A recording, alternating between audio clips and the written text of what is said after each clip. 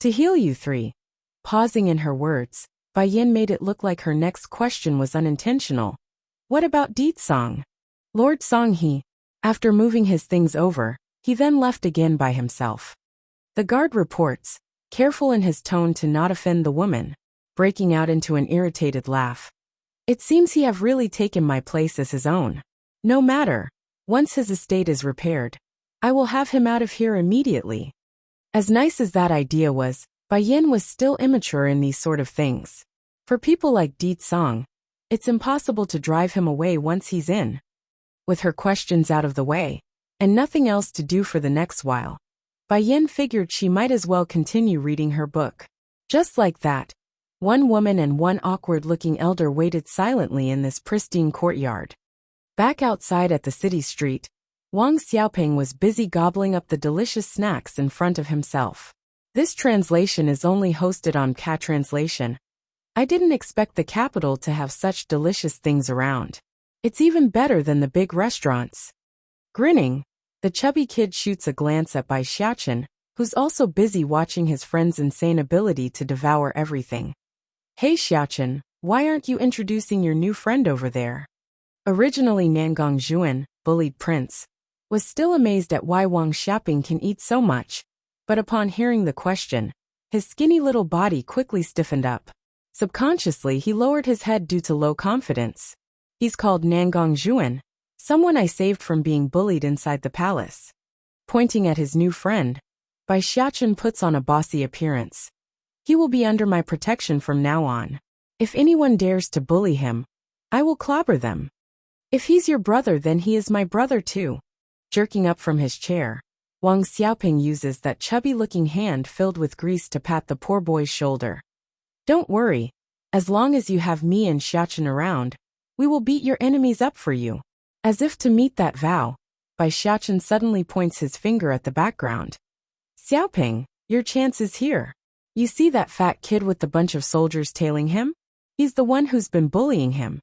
Following the boy's line of view, the chubby kid soon caught sight of the mentioned group. Rude and pompous in their demeanor, these people are exactly like the way Bai Xiaochen described them. Holy, there is actually someone fatter than me. Immediately pulling up his sleeves, Wang Xiaoping looked like he's ready to go at it. It's bad enough he's fatter than me, but he's also bullying my friend. Just watch you two. I will show you how to properly teach a person not to mess with us. Leaving only these words behind, the chubby kid instantly shot out like a cannonball for Nangong Lin's, bully prince location. Let's go, we will watch from the side. Pulling his new friend along, Bai Xiaochen's eye was twinkling with delight at his enemy's misfortune. Startled there, Nangong Zhuan sounded hesitant. Isn't this sort of bad? He's not afraid of his enemy per se. He's afraid of Wang Xiaoping getting into trouble for his sake. Just as Nangong Zhuan was still struggling to come to terms on what to do, Wang Xiaoping had already pounced onto his target and knocked the fat bully to the ground. Using that greasy hand, he starts pummeling the frightened target, screaming for help. Royal grandson, the guards were all gripped with shock at the suddenness of it all. Just when they were ready to aid their lord, a spooky figure had already blocked their path. Aren't you people ashamed of yourself? A fight between two kids doesn't need the intervention of us adults. Knocking his small little head up, Bai Xiaochen seems to have forgotten something. He too was but a 5-year-old child. Little bully wants to tame a beast, one, twitching in the corner of his mouth, when Rue practically jolted backwards like it would make a difference. I was just joking. Don't kid around. What sort of place is the flower brothel? How can this woman be so cruel and make me go take customers there? Bai Yan's smile was very gentle. Rest assured, if you have needs, the flower brothel will always be open for you. But if you just want to be a customer for one of the girls, I can have Hualuo give you a discount instead. Embara, said by the T's when Rue finally came out of his L when Hualuo shot him a tempting wink. Hey big Bai, you can't be so mean to me. At the very least I'm still an innocent and pure boy. Don't you think it's too much dumping me into such a category? Too lazy to keep up with the nonsense, Bai Yan went ahead and tossed the book she prepared ahead of time for the boy. This translation is only hosted on Translation. What is this? Nearly dropping it due to how sudden the act was. When Ru asks with confusion in his voice. It hasn't been very long since you grasped the secret behind the 5th level of alchemy. To help you refine your skills, and help you get a firm grasp, I've written down all the key points you need to look out for. The information inside will undoubtedly raise your rate of success by many miles. Due to the intense excitement of the news, when Ru nearly dropped the book again because of how shaky his hands were. When did you become so good to me? The boy's appearance now was like a baby. Red in the cheeks, he was literally hugging the book like a child getting a new toy, showing an unbelievable smile that could captivate thousands. Bai Yin didn't hide her motive. Your strength isn't enough right now. Only by increasing your alchemy and raising these people can you help me in what I want. Come Hualuo, we're leaving. No more than a few steps out, she suddenly turns around again. When Ru, if you want to come find me, then go look for Lan Xiaoyan, girl cousin of the Lan house inside the capital city. She knows where I live. With that said, the two enchanting figures were gone and out the door. The entire time, Hualuo was always showing her charming smile because she knew her mistress had a stubborn mouth but a soft heart. Don't A.S. Some Bai Yin was bad just because she likes to bully Wenru, but in actual fact, the girl had prepared the book long before her visit today for the boy. That's her form of caring for others. Though not always easy to spot, but it's there. With the precious book in his hand, Wenru too didn't have the heart to keep flirting with Bai Yin. Alone with his treasure, he returns to his room for a thorough reading, and became very surprised to find all of his previous questions answered easily with the information he's been given. At this very same moment over at the Crown Prince's estate, an ear-deafening shriek for help was shaking the whole place apart. What happened? Because of her injury, Bai Ruo could only limp her way out of the room to check. In one look, she was horrified to find her son being chased around by a wild wolf. In this world, aside from demon beasts, there are also common animals like bears, wolves, and other predatory animals. Take this wolf for examples. It's nothing more than a regular wolf that was captured recently by Nangong Yi, Crown Prince, on one of his hunting trips. Due to the ferocious nature of this one, the prince had specifically locked it up in a cage to slowly tame it. Yet who would have guessed the fat bully would go unlock the animal from its cage? Mother, save me. There were no illusions about the level of duress in that plea for help. Quick, go save my son. Bai Ruo could literally feel her heart jumping out of her body due to the intense pounding it was making. Following the order, one of the guards promptly took out his bow and knocked an arrow for the hungry wolf. Because of the sharp aim from this soldier, the arrow landed precisely at the wolf's eye, blinding it in the process, and saving the child from being gobbled up in the nick of time. Not going to miss this chance, Nangong Lin bully swiftly ran behind his mother's leg for comfort and protection. Son, why did you release your father's wolf from its cage? As soon as the scene from just now came up again, Bai Ruo's complexion instantly took on an ashen white. If you like this translation, consider donating for an extra release, or simply turning off adblock helps too. Little bully wants to tame a beast too. Mother, they say the one who is worshipped by the animals must have the ability to tame the creatures. I want to tame this wolf to prove I am the most powerful person in the world.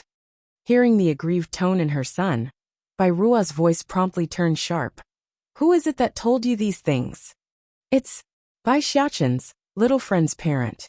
However, before the fat kid could finish the ending part of his sentence, the woman had already summed it's that rascal Bai Xiaoqin's fault. Huffing with clear anger in her rapid breathing, it took a rather long time before Bai Ruo could return her gentle gaze back down to the child in her arms. Son, you must always remember that you are the most prestigious person in the world. That Bai Xiaoqin is only jealous of your status. That's why he's trying to manipulate you and confuse you. Despite the comforting words, the fat bully only looked up with his teary eyes. Then why did that wolf not listen to me? This translation is only hosted on Translation. That's an ordinary wolf without any form of intellect. How can it possibly recognize you? Moreover, Such a lowly existence isn't qualified to surrender to you. Remember, you are destined to control the world's demon beast. Only real demon beasts can understand how great your ident. Is. But Bai Xiachen can order a lot of foxes at will. Nothing but. Bai Ruo instantly cuts the boy off, her expression serious. Son, whether it be Nangong Zhuan or Bai Xiachen, all of them must live under the control of your will in the future. If you find the opportunity, you must end them in the most miserable way, understand? Who the Hel? L is Bai Xiachen. How dare he compare himself to my son? He's not even qualified to wash my son's feet.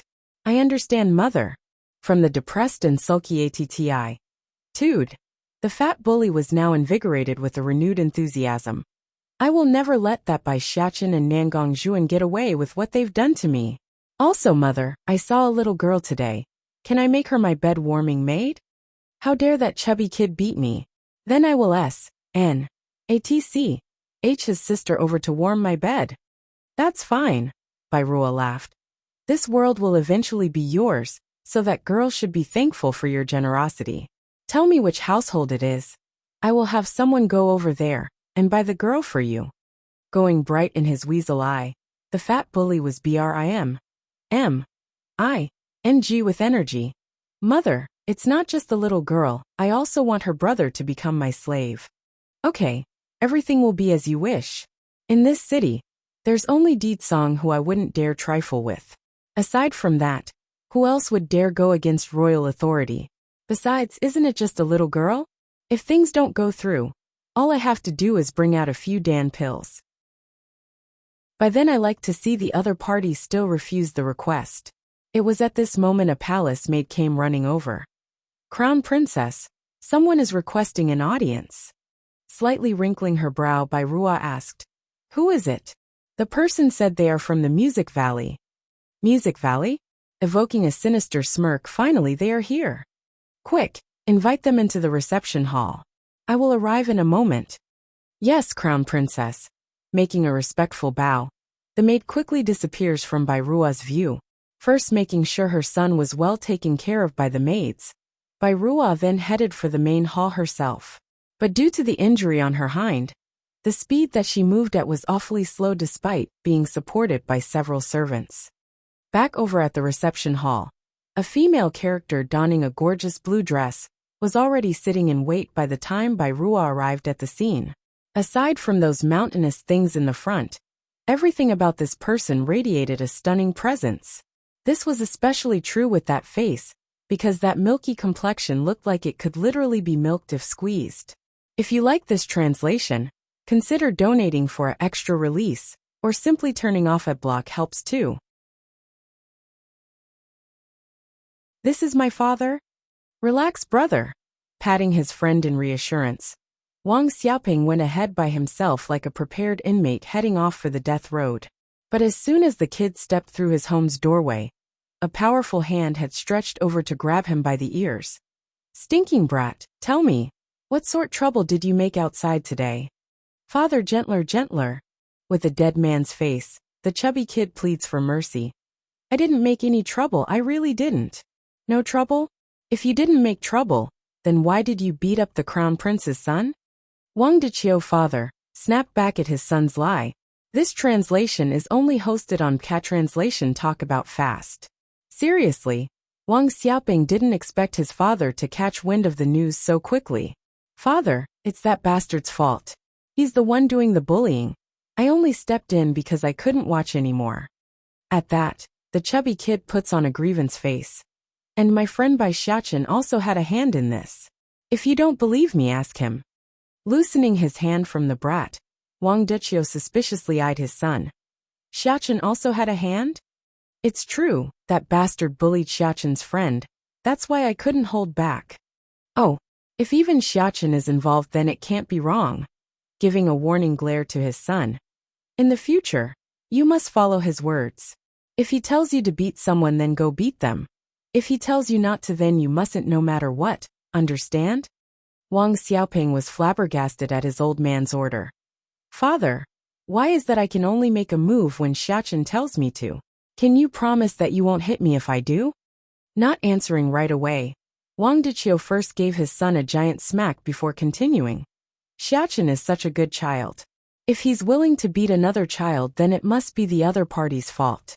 As for you, you think everyone is like you that will attack others indiscriminately?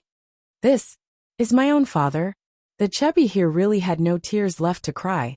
Why do I feel like I am adopted? Father, then the matter with me hitting the crown prince's son? Wang Xiaoping cautiously asked, afraid he might take another beating from his father. Nothing but a son of a crown prince? So long as you didn't hit him wrong, then it's fine. Scoffing it off like it's nothing, Wang Deqiu then turned the topic back to his son. If you were half as good as Xiaochen, then we wouldn't have had to leave the clan, nor be forced to move to this place. Afraid his father wouldn't let him off once the ranting starts, Wang Xiaoping was smart enough to sneak away, while the old man wasn't paying attention. By the time Wang Deqiu had come to his senses, that small chubby figure was already long gone. This brat, he really likes to be whacked. Back over at the old manor, Bai Yin was still busy reading her book in a leisurely manner, totally ignoring the unfriendly gaze shooting her way by the old elder. Mother! A soft mellowing voice drifted over from the rear. By the time Bai Yin looked up to search for her son, Bai Xiaochen had already pounced into her arms to give the woman a heartwarming smooch on the cheek. I'm back, mother. And guess who I brought with me, Nangong Zhuan? Pricking her brow, only then did Bai Yin notice the frail-looking kid quickly running over. Apparently Nangong Zhuan was still somewhat uncomfortable. A bit stiff, his eyes revealed a speck of envy at his friend's fortune. Mu Qing Song too? At the time Bai Ji also told our sister Bai Yin this matter, but who could have guessed she would impersonate our younger sister? And to make matters worse, she bewitched Lord Song into crippling our father. By the time Bai Ruo raised her head, those eyes were already streaming with tears to show how pitiful her image was. Originally Mu Qing Song was a tad displeased to learn of her man being possessed by another woman, but since it's out of reluctance and trickery, her foul mood immediately dissipated. So long as that man is mine from here on forward, then it's fine.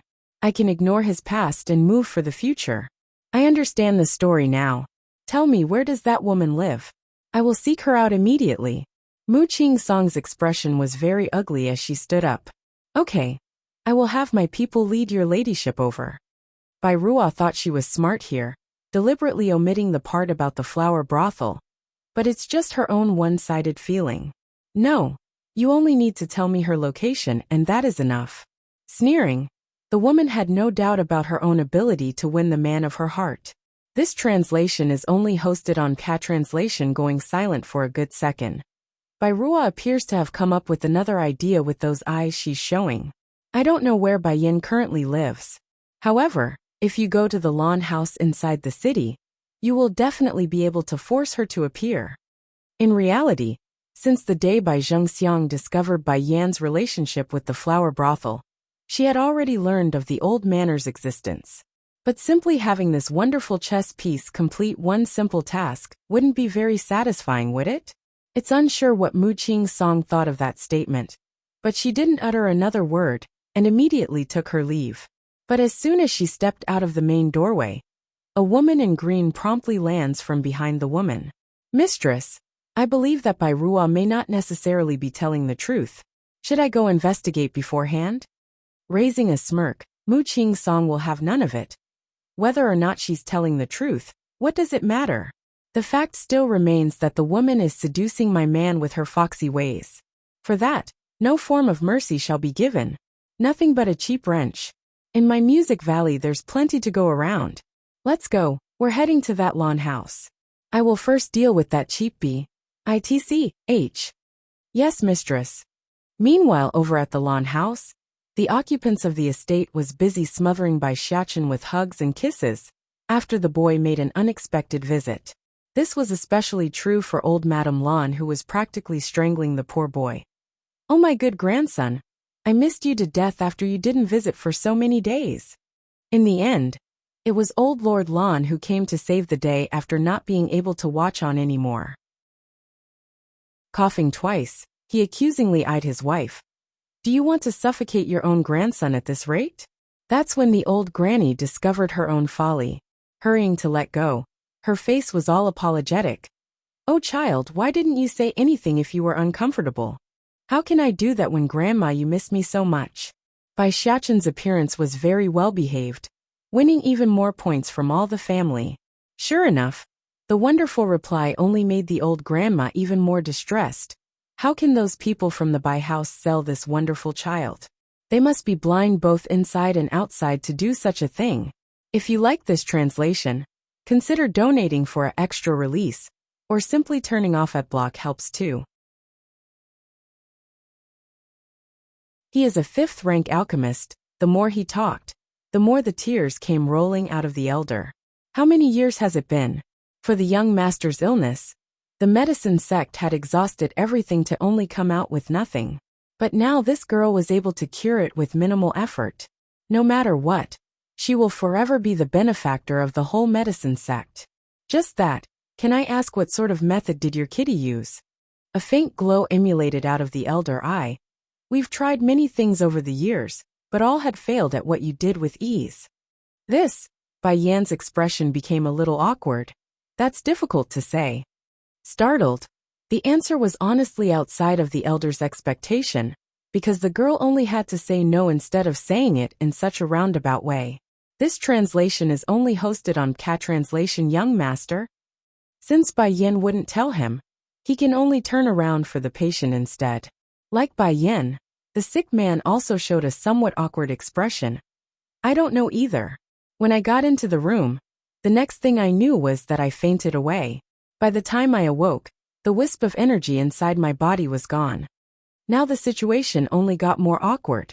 Showing an embarrassed glow on her cheeks, Bai Yan only didn't want to explain the procedure because she knew the man would refuse if she did. That's why she gave the wink to Little Rice when they left. It's to tell the tiger cub what to do. That's so. The elder appeared disappointed. Because of this reason, he seems to have misjudged Bai Yan as not wanting to reveal the secret instead of just being embarrassed. No matter though, what's important to him was his young master's health, so everything else can step aside. I have here a written prescription. Rummaging through her pocket, Bai Yan finally found the paper she had prepared earlier. By the items on the list for me. It's to help your young master's health. His physical body hasn't recovered yet, so he needs some pills to aid him. Shocked by those words, the elder immediately spread open the folded paper, to be completely surprised by the content. Frowning, he was perplexed by the recipe. There are numerous alchemists in the medicine sect, plus he too was a 5th-grade alchemist. But never had he seen such a combination of ingredients. Miss Bai Yan, what kind of medicine are you trying to concoct? A 5th-grade Vitality Rejuvenation Pill. Vitality Rejuvenation Pill was the byproduct of her research in improving the biorestoration Dan pill used by old Lord Lon back when the grandpa was ill. The reason why the other pill wouldn't be effective here was due to Bai Zhangping's body. It's much more severe. 5th-grade medicine? Compared to this never-before-heard-of Dan pill, the elder was more surprised by the girl instead. Though he himself may be a 5th-rank alchemist, but that's due to many years of effort and study. While on Bai Yan's side, she was no more than 20, an age not even half of the elder's. A 20-something 5th-rank alchemist. Is she trying to give me a heart attack? Bai Yan made a face like she won't be refused. His body is too weak. Unless I use something of that level, he won't be able to recover. Therefore you must prepare over 10 portions. With that much material, I should be able to create 100 pills for him. More than enough until his body is fully recovered. Shuddering in his hands, the elder almost couldn't catch his breath. Miss Bai Yan, you say you can create 10 pills in one pot? Bai Yan frowned, perplexed by the question. At least 10 per pot. But just in case, I asked for a bigger portion as insurance. What? At least 10? Then what if there's extra? The elder almost couldn't keep his head together, now, due to the astonishing shock from the girl's statement. In his desperation, he had to keep reminding himself it must be a lie, an exaggeration. In truth, due to Bai Yan's closed-off living style at the Holy Island over the years, her interaction with other alchemists in this world were limited. Even if she did meet a few out on her travels after leaving the Bai house, the numbers wouldn't be very high, hence the reason why she's unaware of how high her own alchemy was. There shouldn't be that many as bad as her own 3 shifts, right? Almost exposed too. Who are you? While the Lan family was still unsure why the woman was looking for Bai Yan, they suddenly noticed the loathsome look directed at Bai Xiachen from the person. Little Xiachen. In her haste, Lan Xiaoyan swiftly dragged the boy behind herself to shield her nephew. Auntie, you don't have to worry about me. Patting the girl like a big adult, Bai Xiachen actively pulled his head back out to face the intruder. Is there something you need in looking for my mother? You are Bai Yan's son? Mu Qing-song snickered a laugh.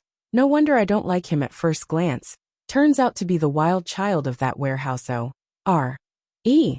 Understanding now the person might not be coming with good intent, Old Lord Lan quickly casts a signaling glance at Dong Ruolin, Bai Yan's aunt, to go look for her husband for help. Understanding this, the woman immediately nodded and retreated away. This translation is only hosted on Ka Translation. This lady. Shifting his gaze back over to Mu Qing's song, Old Lord Lan's voice was indifferent and somewhat cold. If you are here to visit as a guest, then I'd be happy to welcome you. However, if you are here with malicious intent, I fear that my home isn't fit to entertain you.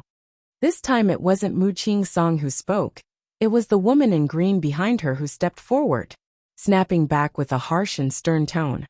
Who do you think you are to talk to my mistress like that? Hurry and have that Bai Yan crawl out here before we make her. If they still had to guess the intent of these women before, now they don't, because it's pretty obvious they are not friendly. This grandmother. Seeing the rudeness from the green woman, Bai Xiachen finally showed a touch of anger in his cute little face. Did your parents not teach you to respect the old and love the young? My mother had always taught me that's the proper way to interact with people. Are you not ashamed? Flaring with fire in her eyes, the woman in green instantly disappeared and reappeared in front of the kid. Raising her hand, she was ready to give Bai Xiachen a good slapping.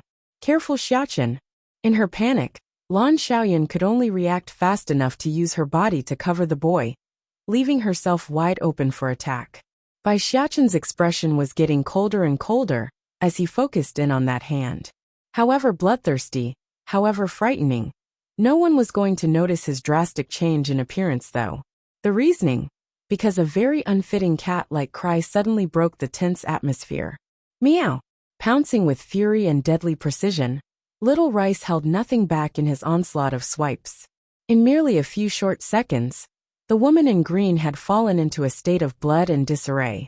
Little Rice, seeing the intervention of his friend, Bai Xiachen immediately broke out of the girl's embrace and toddled over to the baby tiger. How come you are here? He whispered with a tinge of surprise in his voice. Mistress is afraid of you causing trouble outside. That's why I was tasked to follow you. Like the boy, the tiger also lowered his voice into a whisper. Also, didn't mistress say you can't make a move outside? Otherwise you're ident. Tai will be discovered soon or later. Bai Xiachen can't be called a complete demon beast, only a half-human half-beast hybrid. However, the boy's ability and power was far stronger than any pure-bred demon beast out there. Hence the reason why Bai Yan would forbid her son from revealing this secret. She's afraid evildoers would target the kid while she's not aware. Lowering his little head, Bai Xiachen sounded rather defeated. I was only trying to help my auntie. I didn't want her to be hit. Good thing Little Rice came. Otherwise I would be exposed today. If you like this translation, consider donating for an extra release, or simply turning off ad block helps too. A business deal 1. The fat bully was too stunned for words. Unable to do a thing, he can only watch the guards he brought along be knocked over to the ground one after the other. Noticing the gaze directed at himself from Wang Diqiu father, the fat bully quickly lost all form of arrogance and began to stutter. My father is the crown prince. I don't care if your father is the prince or the king. If he can't teach you properly, then I will do their job for them. In one sweep of his feet, the enraged man makes a stomp right onto the boy's chest. These people really take me for a pushover. How dare they come into my home and hit my son? I will show them what it means to mess with me. Bursting out into tears, the fat bully starts sobbing with all his might. My father said I'm the most prestigious person in this world, because the animals bowed before me when I was born.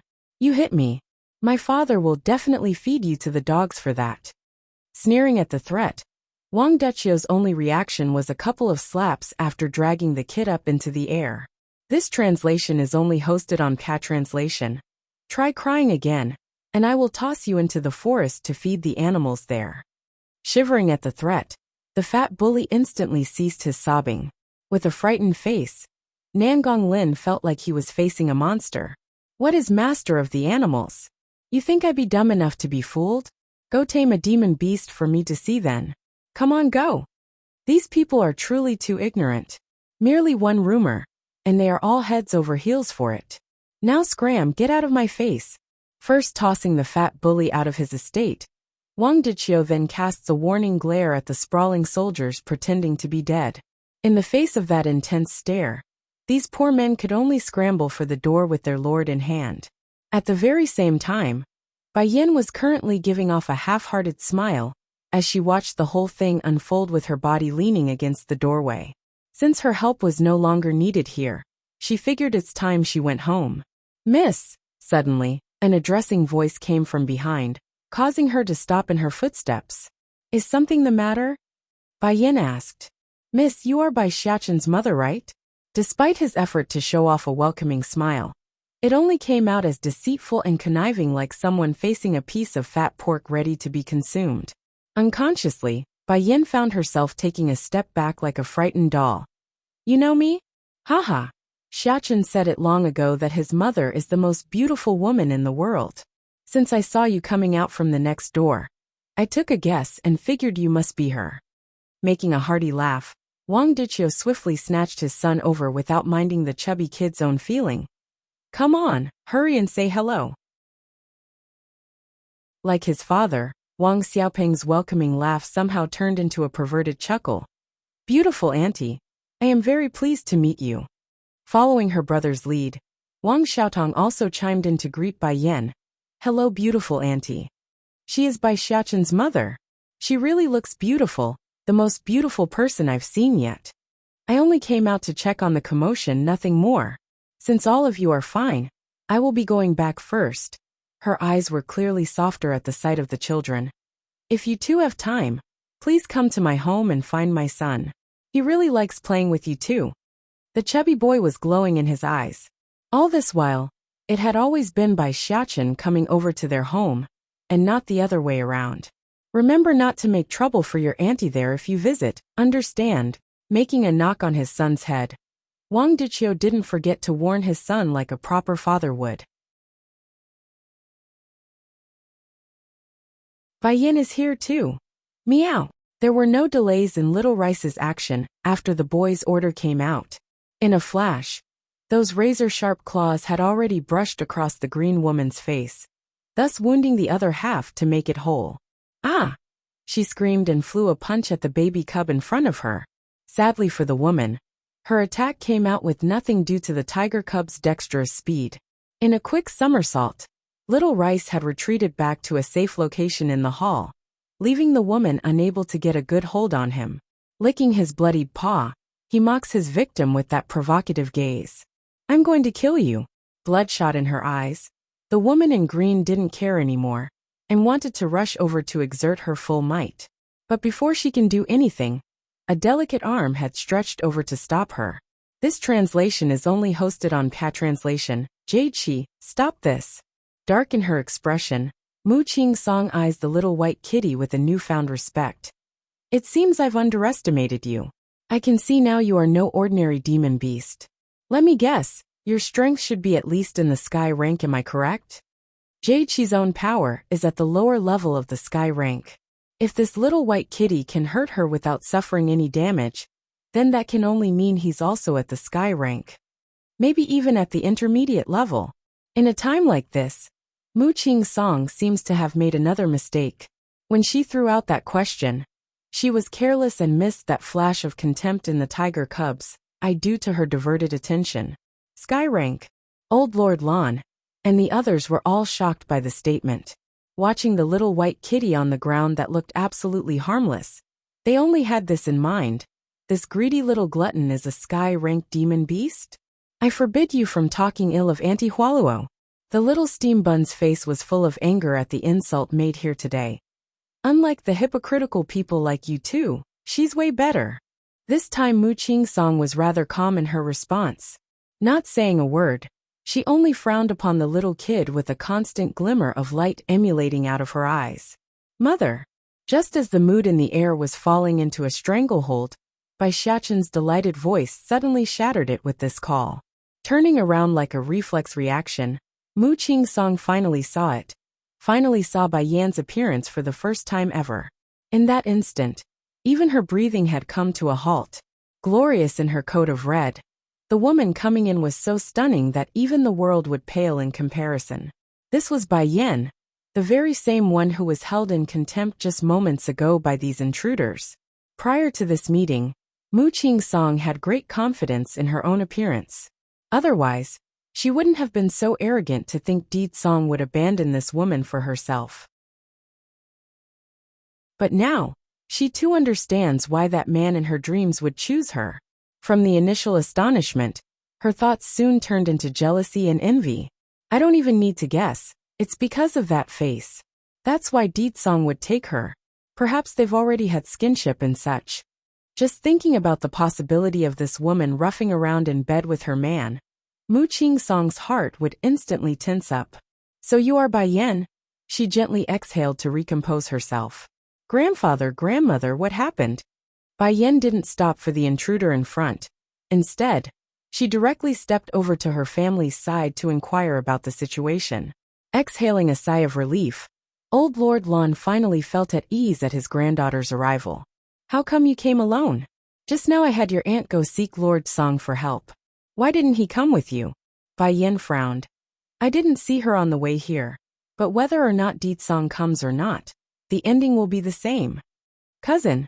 Dashing over at the sight of her cousin, Lan Xiaoyan nearly broke out into tears because she was so afraid just now. If you like this translation, consider donating for an extra release, or simply turning off adblock helps too. Youngster Wenru 1. When the time comes, he too will have the capital to make demands. Brat, you have to study these business tricks well. Even if you can't inherit the main family's fortune, you must at least be able to fend for yourself, and not be butchered to death. Wang Diqiu really wanted to smack his son again for being so lazy. If this kid could be even half as good as Xiaqin, then I won't have to worry so much. I got it. The chubby gives a perfunctory nod. Next second, Wang Xiaoping had already dashed away for the door, because he knew what his old man was planning to do next. Furthermore, this naughty kid didn't forget to stick his tongue out, as his own form of retaliation. Grimacing at the brat's demeanor, Wang Diqiu starts giving his son the chase. You stinking brat. Watch how I will beat your butt silly this time. Back over at the old manor, Bai Yan was busy sipping away at her tea, while waiting for her subordinate to arrive. This translation is only hosted on Cat Translation. Mistress, is there something you need by calling for me? Hualuo, head of the flower brothel, makes a partial kneel after entering the main reception hall. I made a business deal with the Wang family from next door. Have Lady Chu go negotiate the terms with them. Yes, mistress. The enchanting woman respectfully complied. Oh yes, I wanted to ask you for a while now, how are the training for those alchemists going? Lowering her teacup, Bai Yin softly asked. In this world, strength was most certainly important, but that's not all there was to it. Alchemists are also important in a different way. The powerful undoubtedly can take whatever they want with their sheer strength, but alchemists have their own means to get what they want. Even without a high level of cultivation, they can turn to other powerful individuals to ask for help if needed. That's why, starting from 3 years ago, Bai Yin had secretly gathered a group of alchemists for her own use. Just that due to her own busy lifestyle, she never once checked on their progress. Mistress, the alchemists we brought in have all made great improvements, with every single one of them reaching at least second rank. For those more talented, We now got 30 at the 3rd level and 9 at the 4th level. Then what about the 5th level? She asked with a frown. This, except for Wenru, no one else was able to achieve such results. Wenru was a person Bai Yin met along her journey 3 years ago. At the time the youngster was still arrogant and rude. Therefore, the two quickly got into a conflict after they became interested in the same treasure. If martialists like to settle their scores by having a fighting match, it's only proper the alchemist profession would compete with their skills in alchemy. And that's precisely what the two did. After losing, Wenru had since sworn allegiance to Bai Yin. No one being able to break into the 5th level is within my expectations, but the number of 4th ranks are too low.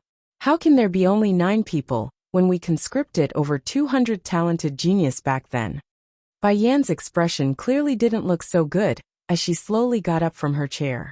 Nervous in her tone, Hualuo knew her next words will only make the woman even unhappier. Nevertheless, she says it anyway out of loyalty. Of the 9 people, 5 of them were already at the 3rd level. In other words, 3 years of effort yielded nothing more than a 1-level increase. Hualuo, bring me to see those alchemists. I want to check for myself why this is happening. This certainly cannot go on. I must think of some way to help these people advance further as soon as possible. Inside the courtyard that's almost perennially covered in a smoky mist due to the constant use of the stoves, a large group of hard-working men were busy concocting their respective Dan pills with their cauldrons. Ah! A loud screaming cry suddenly broke the tranquility here. The reasoning for this was Bai Yan's unmerciful kick at the figure, who attempted to charge her at the first moment she stepped through the doorway. Sprawled there with his arms and legs on the ground, the handsome boy known as Wenru puts on a pathetic look of grievance at his attacker. How come I can't see through your cultivation anymore? Don't tell me, you made another breakthrough again? Aside from the alchemic contest they did 3 years ago, they also competed in their cultivation. The end result? A very miserable defeat that left him admitting defeat both physically and spiritually. Even so, he could still perceive the girl's cultivation. But now, he couldn't, like the woman was shrouded in a thick layer of mist. Bai Yin is here for. Perhaps it was due to her running the entire way, but the woman was panting for air as soon as she started to slow down. Song. Where is Lord Song? Dong Rulan wanted to get closer to make her voice clearer. Sadly, her legs simply won't budge anymore, due to how fatigued they were. The overseeing guard became startled, hesitant in his tone. His Highness is currently away due to an urgent matter. I don't know where he is either. Madame Lan, why don't you try Miss Bai Yan's place? The Lord have been living there for the past few days. Bitter in her smile, Dong Rulan shook her head rapidly. I just came from that side. Is there a way you can contact Lord Song? That woman is obviously coming with ill intent. I must find Lord Song to help. Please wait, Madame Lan. I will pass the message to my lord immediately. This translation is only hosted on Pa Translation. Seeing how anxious the woman was in her demeanor, the guard knew it must be urgent. Without hesitating, he immediately pulled out a flare container and ignited the bottom. Next second, a radiant glow of piercing red had illuminated the sky. Inside the dense forest outside the capital city, 2 men was currently standing there unmoved. The one in front would of course be Di Song, while the other standing behind him was the man that had transformed into the flaming bird from before. My king, I've only managed to trace the princesses sent to this place. After that I can no longer follow the trail. Then did you manage to locate that woman from the snake tribe? His voice was gloomy, frightening the man behind even more. Subordinate is useless. I still haven't located her yet. As soon as his words came forward, the one known as Fire Plume can clearly feel his lord's aura growing more and more intense to the point where he had trouble breathing. Continuing like this for well over a minute, the oppression finally dispersed. Continue to investigate. Yes, King. He can finally exhale a sigh of relief. Because of how frightening his king's aura was, he estimates only the future queen would have the ability to tame that tyrannical power. Then without indication, Di Song's aura suddenly grew heavier again. The message flare I left behind has been detonated. A messenger flare have a lot of uses. The main one was to inform the original owner of danger by igniting it and releasing the infused spiritual energy stored inside. This would alarm the creator no matter where they are so long as a barrier wasn't in place. However, he also mentioned to his men that only matters related to Bai Yin would they be allowed to ignite the flare. If it was any other ordinary matters, it was of no concern. King, is it the queen? Fire Plume raised his head as a flash of sympathy flowed out of his eyes. Someone else is going to be screwed again. You continue to search for her whereabouts. Dropping this order down, Deetsong's silvery and purplish figure was gone from view, leaving behind the still somewhat nervous man in the background. Finally, after a good minute of this awkward silence, the one known as Fire Plume also started to leave. Transforming from his human appearance, the person turns into a huge flaming bird that radiated searing heat to all of its surroundings. Not quite a true phoenix, only a descendant with a stronger bloodline than usual. At this very moment back over at the lawn house, Bai Yin was facing off again Mu Qing Song with that peerless smile of hers. Since you have already decided, then I won't waste my words. Why don't you state why you are here instead? Mu Qing Song was practically seething with frost in her words. I had only wanted to test you today. The loser was only to leave Deetsong forever, but after witnessing what you've done to my people, I can't exactly let it end so easily anymore. Crossing her arms under her B-R-E-A-S-T-S, Bai Yan's smile grew even bigger. With you only? Talk about arrogant to the extreme. This naturally left Mu Qing Song extremely displeased in her expression. If you like this translation, consider donating for an extra release, or simply turning off adblock helps too.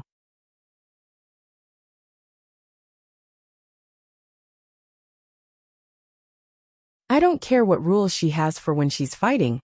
I only know I can't stand by and watch while she gets killed in front of my eyes. As soon as his remark came forward, Bai Xiachen immediately showed a flash of surprise on his cute little face. But I wasn't talking about mother.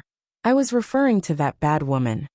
Jerking to a halt, only now does the old grandfather started to pay closer attention to the fighting in front.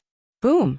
Following this explosive noise, Bai Yan's dexterous finger had clipped onto Mu Qing Song's sword.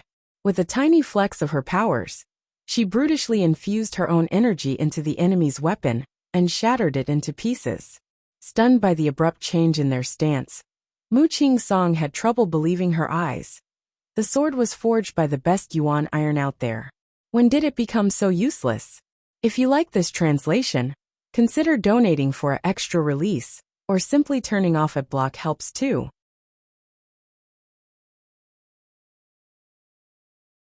Little Bully wants to tame a beast too. Mother, they say the one who is worshipped by the animals must have the ability to tame the creatures. I want to tame this wolf to prove I am the most powerful person in the world. Hearing the aggrieved tone in her son, Bai Rua's voice promptly turned sharp. Who is it that told you these things? It's Bai Xiachen's little friend's parent.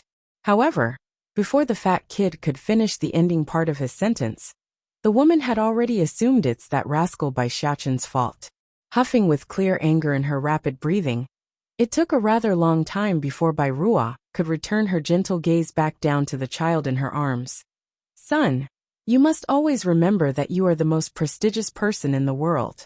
That Bai Xiachen is only jealous of your status. That's why he's trying to manipulate you and confuse you. Despite the comforting words, the fat bully only looked up with his teary eyes. Then why did that wolf not listen to me? This translation is only hosted on Ka Translation. That's an ordinary wolf without any form of intellect. How can it possibly recognize you? Moreover, such a lowly existence isn't qualified to surrender to you.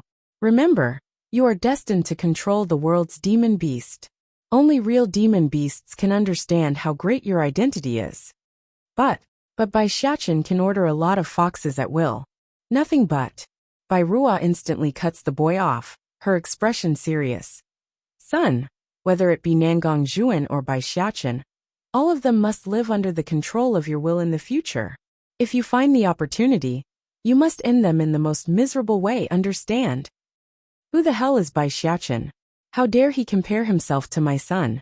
He's not even qualified to wash my son's feet. I understand, mother. From the depressed and sulky attitude, the fat bully was now invigorated with a renewed enthusiasm. I will never let that Bai Xiachen and Nangong Zhuan get away with what they've done to me. Also, mother, I saw a little girl today. Can I make her my bed-warming maid?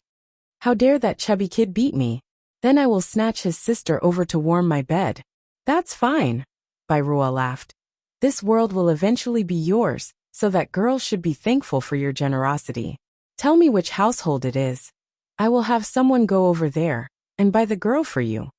Going bright in his weasel eye, the fat bully was brimming with energy. Mother, it's not just the little girl. I also want her brother to become my slave. Okay, everything will be as you wish. In this city, there's only Di Song who I wouldn't dare trifle with. Aside from that, who else would dare go against royal authority? Besides, isn't it just a little girl? If things don't go through, all I have to do is bring out a few Dan pills. By then I like to see the other parties still refuse the request. It was at this moment a palace maid came running over. Crown Princess, someone is requesting an audience. Slightly wrinkling her brow, Bai Ruo asked, who is it? The person said they are from the Music Valley. Music Valley? Evoking a sinister smirk, finally, they are here. Quick, invite them into the reception hall. I will arrive in a moment. Yes, Crown Princess. Making a respectful bow, the maid quickly disappears from Bai Ruo's view. First making sure her son was well taken care of by the maids, Bai Ruo then headed for the main hall herself. But due to the injury on her hind, the speed that she moved at was awfully slow despite being supported by several servants. Back over at the reception hall, a female character donning a gorgeous blue dress was already sitting in wait by the time Bai Ruo arrived at the scene. Aside from those mountainous things in the front, everything about this person radiated a stunning presence. This was especially true with that face because that milky complexion looked like it could literally be milked if squeezed.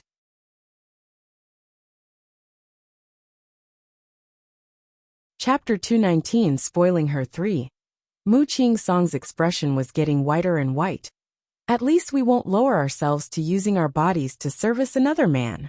The Music Valley and Flower Brothel are often compared together because of their large number of female members in their mix. While the Music Valley would always be praised for their clean reputation, the Flower Brothel would usually be detested as an organization for the dirty and unwanted. You say you won't lower yourself to servicing a man, eh? We will see how much of that claim is true then. How about this? I will abolish your cultivation and have you take customers at the Flower Brothel. This way you can experience it firsthand. A touch of laughter was emulating out of Bai Yan's eye. This Mu Qing song is so beautiful, coupled with her ident. Tai is the mistress of the Music Valley. Using her to pick up customers will surely make a fortune. No. Staggering backwards, Mu Qing song's expression became even paler till all color had left her face. Are you not afraid of Di Song finding out? If he sees your true face, he will surely cast you aside. This translation is only hosted on Ka Translation. Right after her words came out, a cool and drafty voice blew in, causing Bai Yan's face to go dark. What can I know? Shuddering at the question, Mu Qing song promptly turned around to seek that surreal figure. Magnificent to the point where she can almost feel her lungs suffocating. It was only a few months ago that this man made her sick with love. With her heart pounding until it hurts, she wanted so much to fall into those arms to gain some warmth. But, instead of pulling her in like she wanted, Di Song had completely said her, never once casting so much as a glance her way. Who is it this time that made you angry? Soft and tender, Di Song teasingly asks with that seductive voice. Tossing the guqin aside like it's a piece of garbage, Bai Yan on the other hand wasn't so friendly. Grabbing that collar, her smile was both threatening and dangerous. Your rotten love admirers are here again. If not for me making it in time, the lawn house would have fallen in danger because of you. I warn you, if anything happens to my family, I will never let you go. Casting a glance at the collar being grabbed by his woman, Di Song was rather pleased instead of getting upset. And how do you want to not let me go? In bed? Or we can try something more exciting like in the air or water instead. Deet Song. Seriously, why does this man always revolve around getting me in bed with him? Arg. Does all he think about is trying to slip into my body? First easing the incredible amount of stuffiness in her chest, Bai Yin then went back to dealing with this man. I will run away with your son and not let you find us. Old Lord Lan and the rest had only recovered from their initial scare. Now to be cast in front of Deet Song's ever-growing torrent of gloominess, they desperately needed a break lest they lose their minds. Hurrying to signal Bai Yin with a wink, Old Lord Lan was practically pleading his granddaughter with his look. Child, I think this matter is not Lord Song's fault. He seems very sincere about you, so you mustn't get upset. Silent and unyielding, Bai Yin only faced the man in front of her like she's trying to see through that person to ses the truth. Bai Yin, you are spoiled with arrogance. Sneering, Mu Qing Song also sensed the anger in Deet Song's body. You don't even know how to cherish your man. If it was me, I would never make him angry. Boom. Before the foolish woman can continue on with her rambling, a raging torrent had swept out from Deet Song's sleeve, pounding in against his target, and sending the yapper mouth flying out of the hall.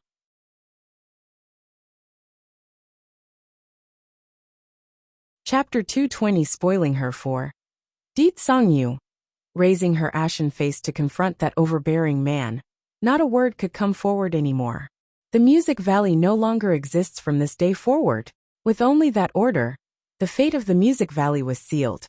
Puking another mouthful of blood, her horrified face only had shock left in there. Why? You still asking me why? My wife nearly ran away with my child because of you.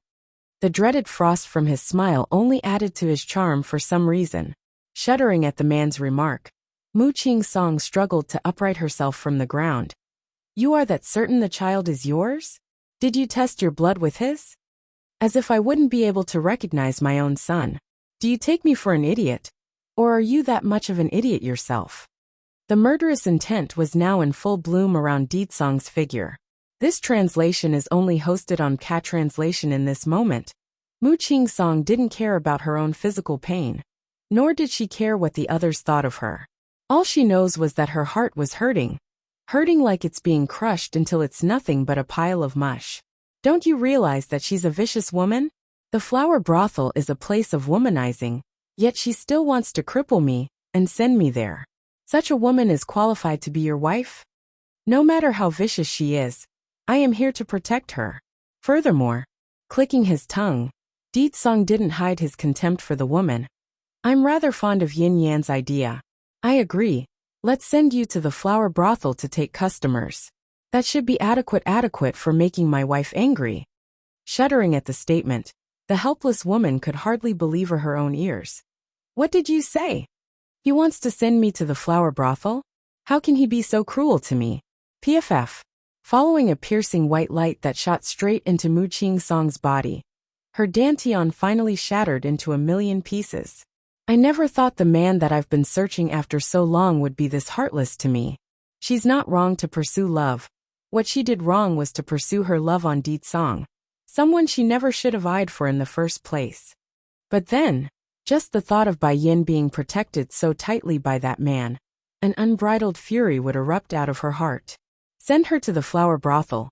Cold and indifferent, Deet Song gives the command for the guards to come out of hiding. Yes, Your Highness. Respectful in their tones, the men worked quickly and dragged the now crippled woman away. Without bothering to give Mu Qing Song another glance, Deet Song turns back to Bai Yin, who was still very upset with him. Do you need something else? She retreats as the man got closer, creating an awkward scene almost akin to a cat and mouse game. Going gloomy again at the reaction of the girl, he questions her. Do you really intend to take my son away with you? I was just kidding. But I don't like that sort of joke. Disregarding the focused gaze from everyone around them, Deet Song forcefully pushes her against the nearby tree and takes a hearty bite of her lip. If there's a next time, I will directly take you to my bed with no mercy shown. Bai Yan's face had gone completely black. Can you control yourself? People are watching. So you know how to be scared too. Let's see how you will threaten me again in the future. With his eyes narrowed into an evil slit, he didn't forget to take advantage of the situation to get some more skinship. A humph, making a embark, said Cough to bring the two back to reality. Old Lord Lan hurries to wink at the dumbfounded Lan Xiaoyan. What are you still dazing around for? Your grandmother suffered quite the scare there. Hurry and go help her inside so she can rest. I still need to go look for my old friend to drink tea. Indeed, old Madame Lan did receive quite the scare today. But it wasn't all from Mu Qing Song. Bai Yan and Di Song's intimate act here also had a hand in it.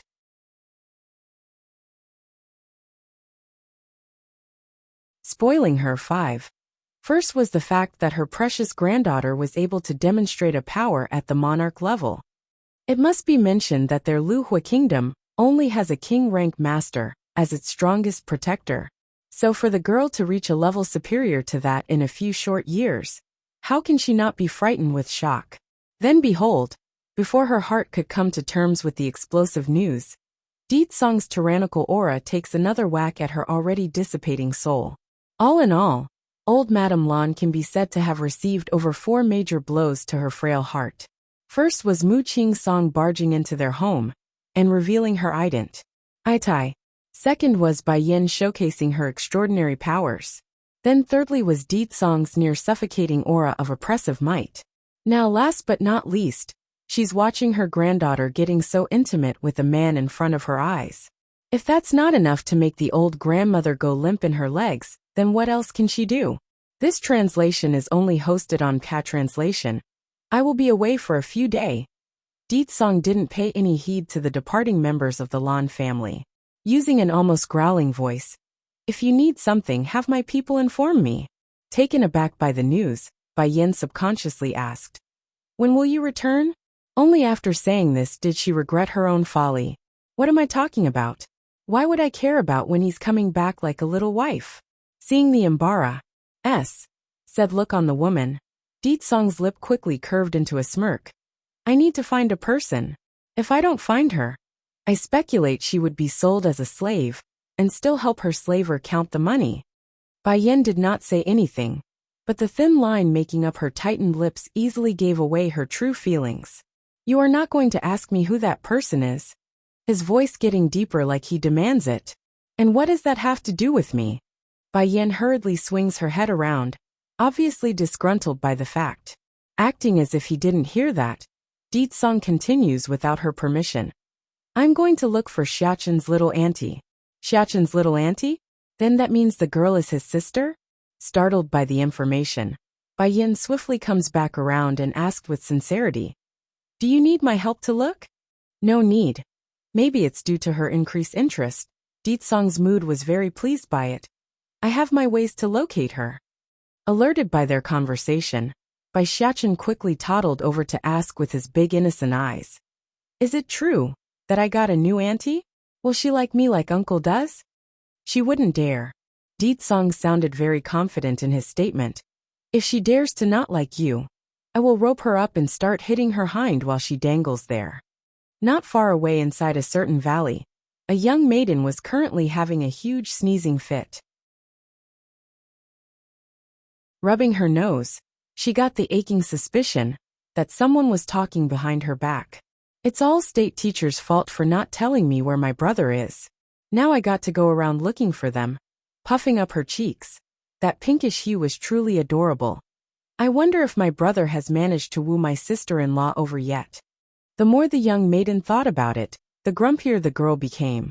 Using the stick she found, she begins stabbing the poor fishies in the pond to vent her steam, while imagining the state teacher's handsome face. Inside the courtyard of the Lan family's estate, Di Song was in the middle of giving Bai Yan a tender kiss while embracing the woman of his life. I will be back soon, so be good while I'm away. Having said this, he finally released the woman and gave his son a quick scruffle on the head before taking his leave. Mother, did you really want to leave with me just now? Watching the departing back of his father, Bai Xiaoqin innocently asked his mother here. Going stiff in the body, Bai Yan could only exhale a sigh. This isn't your father's fault, He's also innocent, so I never blamed him for it. Then why did you say that then? Scratching his cute little head, Bai Xiachen became perplexed by the contradiction. Truth is, I only wanted to see what sort of attitude he would make. Then how did Batty Father do? Naive in his gaze, Bai Xiachen had placed his mother on the spotlight by doing this. He did quite well. Her smile genuinely happy. If you like this translation, consider donating for an extra release, or simply turning off at block helps too.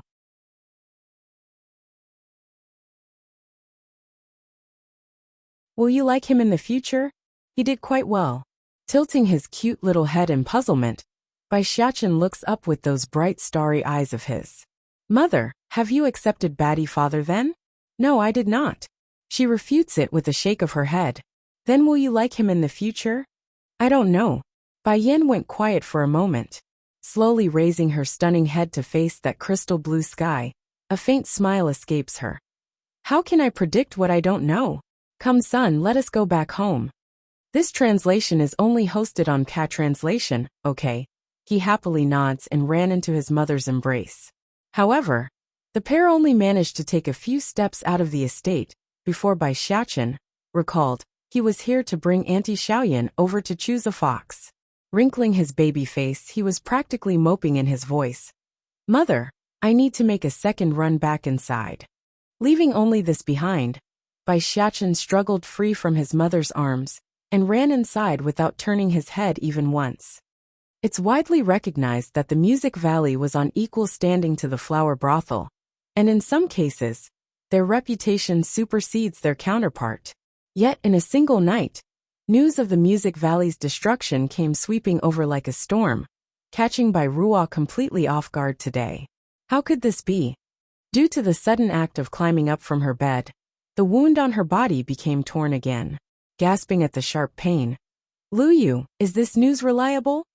The palace maid called Lu Yu respectfully replied. Crown Princess, this matter is absolutely true. Everyone in the entire kingdom now knows about it.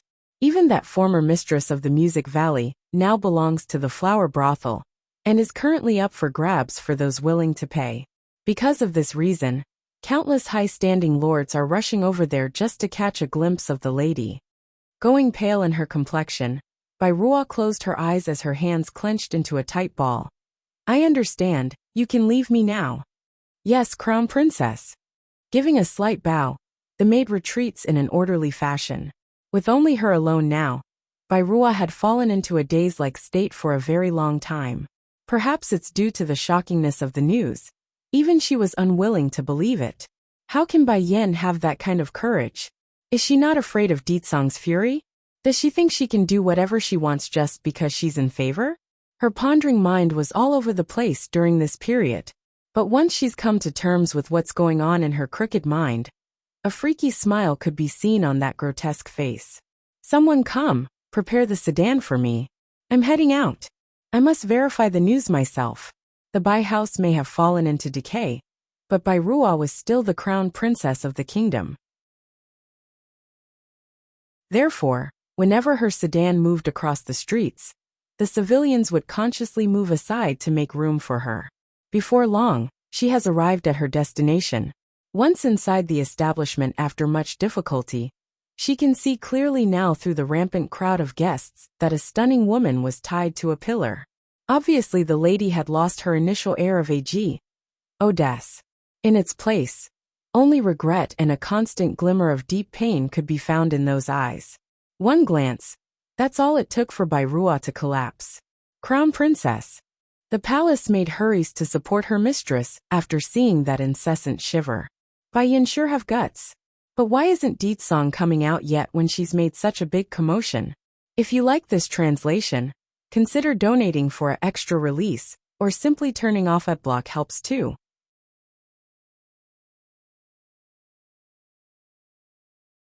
Bai Ruo's jealousy, grabbing the maid's supporting hand with her own, Bai Ruo's voice was trembling with unease as she asked.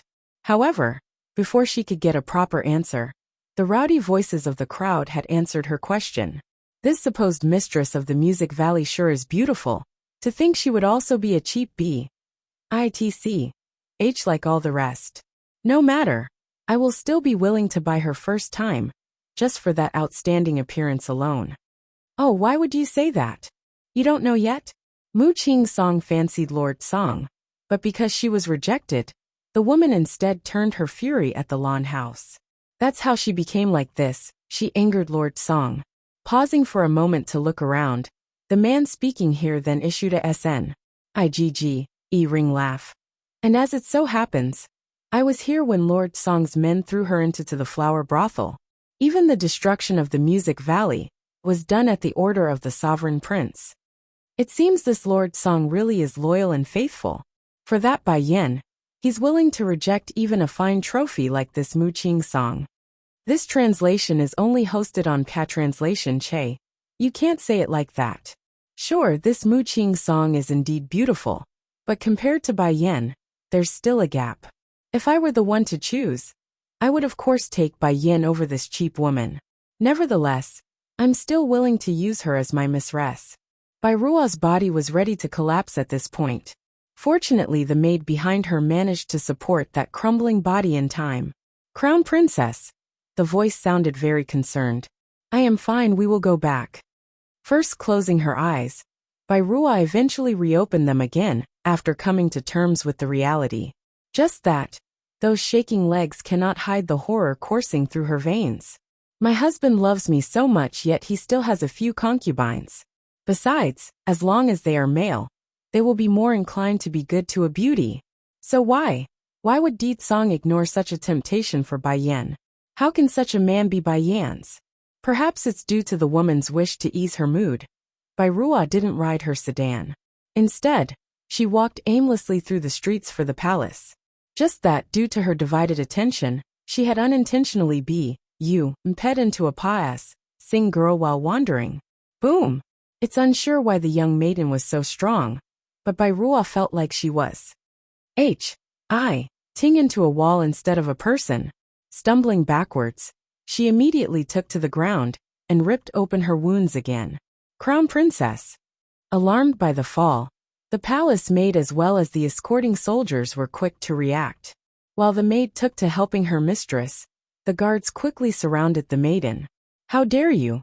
This is Her Royal Highness the Crown Princess that you've imped into. Di Xiaowan, Di Tsong's sister, originally wanted to say sorry after colliding with someone, but after the abrupt scolding from the guards, her proud nature instantly flared up.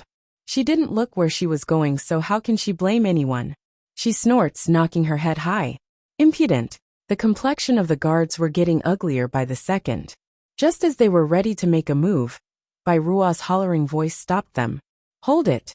Slowly climbing up from the ground, Bai Ruo's beautiful eyes were clearly focused on the badge token tied to the girl's waist.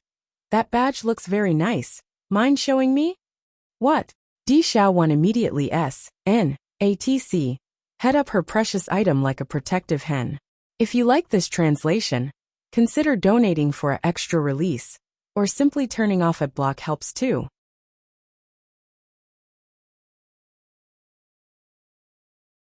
Where's my brother? A rippling smile appears out of Bai Ruo's mouth. Please don't misunderstand. I'm only asking because I happened to see it somewhere before. She did happen to see it. A peerless man like Di Song cannot be resisted by any woman, including those who are married like herself. As such, during the first few years of the man's arrival in this kingdom, she would often accidentally appear in places where Di Song would be, pretending to be a Serbi while sneaking a few glances here and there. That's when she noticed this token with the letter Yao, demon on it. To think I would see it again on a young girl like this. The young maiden grew excited. You've seen this token? Where? Where is he? Smiling deeply again, Bai Ruo knew she's had the girl. I'm a friend. May I know your relationship with him? This translation is only hosted on Patranslation Friend? Impossible, my older brother hates women the most. Of course, aside from my sister-in-law, that is. Just thinking of how she will soon meet her sister-in-law and cuddly little nephew. Di Xiaowan would smile from within her hearts. Even if a man hates the female there's bound to be some special existences eventually, is it not so? Bai Ruo continues to sway the young girl in her way. Shaking her head, Di Xiaowan refutes it completely. There's been no shortages of the female S.E.X trying to woo my brother, but never once had he gotten close to any of them, let alone become friends. To what extent does that phobia applies to? It's to the point where Ditsong wouldn't allow even a single person to draw within 100 meters of his own existence. Nowadays, not a single woman, in some cases the male side too, wouldn't dare to get close to Ditsong back in the demon realm. What I said is true. Bai Ruo's expression was starting to change for the worse. Nevertheless, she continues to force a smile using that soft tone of hers. And I can bring you to him. Biting her fingernail, Di Xiaowan appears to be struggling at the idea. But when I left home, state teacher specifically told me not to follow anyone I don't know or else. Why don't I give you my address, and you can have him come find me instead? If I went with this woman, state teacher would certainly be very angry with me. Seeing how insufferably hard it was to convince this wretch, Bai Ruo herself too was starting to get impatient. If it was any other time, she would have slapped the girl on the spot by now if not for Ditsong's connection. Suddenly, she noticed a familiar figure coming from the front. Hurrying to call out, she didn't mind the fact that her voice sounded a tad sharp there. Ji. Ever since that incident inside the palace with the rod punishment occurred, Bai Ji haven't been able to make contact with her elder sister. Therefore, tears immediately came flowing out as soon as she did so. Sister, Bai Yin is too hateful. Not only did she cripple father, she's also framing mother of cheating behind the scenes. Nowadays, father would constantly beat her like it's true. What should I do? What is even more odious is the fact that Ditsong would defend that Bai Yin still. I don't get what she gave him to cause such a reaction. What? Bai Ruo's complexion had gone white. Father is actually hitting mother? I will return home in 2 days with my husband. Only after wiping some of her tears did Bai Ji turn towards the beautifully pleasant girl behind the group. Sister, who is this woman? Turning sharp as soon as she heard the question, Bai Ruo was clearly up to no good. She is Ditsong's sister. I promised to take her to her brother. As it so happens, I'm currently busy, so I will hand the job over to you. If you like this translation, consider donating for an extra release, or simply turning off ad block helps too.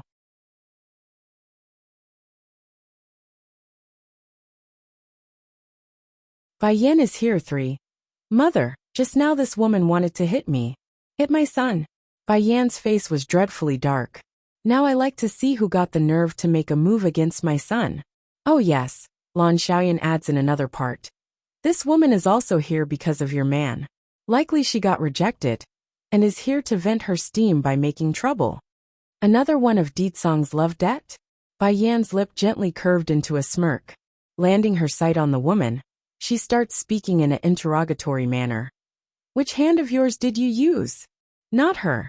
It's that maid beside her who wanted to slap little Xiaochen.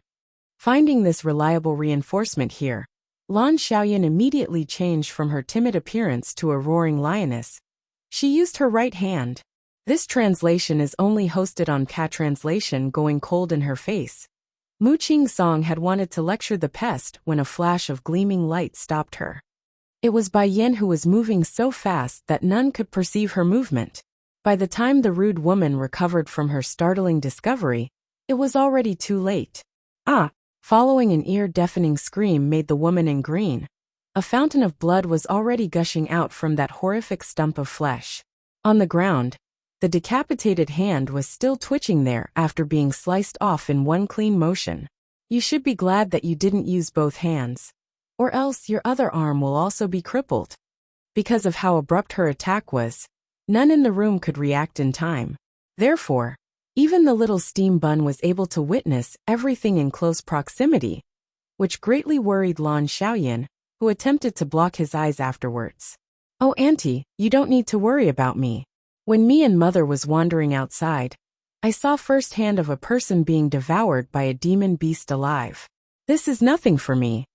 Before being taken into the Holy Land by the 3 elders, Bai Xiaochen was only a couple of months old. Yet, He was able to remember everything at that age, where he's considered to be a freshborn. Upon hearing this explanation, Lan Xiaoyan was both sad and pained inside, causing the girl to nearly break out into tears. How can those people from the Bai house force such a good child, and her mother to wander out there alone for so long? How dare you? Mu Qing's song was flushed with anger. Bai Yan, do you know what you are doing? If Di Dang were to learn of your true character, do you think he will forgive you? In response, Bai Yan only sneered at the accusation. Forgive me? What does him forgiving me have to do with this? In fact, it should be me deciding on whether or not I should forgive him. She has her own pride and dignity, and her dignity was to never yield under a man. You're just saying that in the heat of the moment. The woman shows a sardonic smile. You spent so much time seducing him, so how can you not care about his opinion? Why don't you just admit it? You are afraid of losing him. Bai Yin became paralyzed. I spent a lot of time seducing him, Di Tsong, and I'm afraid of losing that man. Why don't I know any of this? At the very same time, over at the burnt ruins of the Tsong Manor, a certain guard clad in full armor was vigilantly overseeing the reconstruction work of the estate. There were workers, craftsmen, and heavy laborers, all working in tandem at breakneck snailish speed. Slower, your actions are too fast, still, so slow down. This is the command of His Highness. Don't blame me for not warning you lot. If you anger our Lord, you can forget about staying in the kingdom. Then just after the person finished his words, a beautifully dressed woman came rushing over to interrupt his work.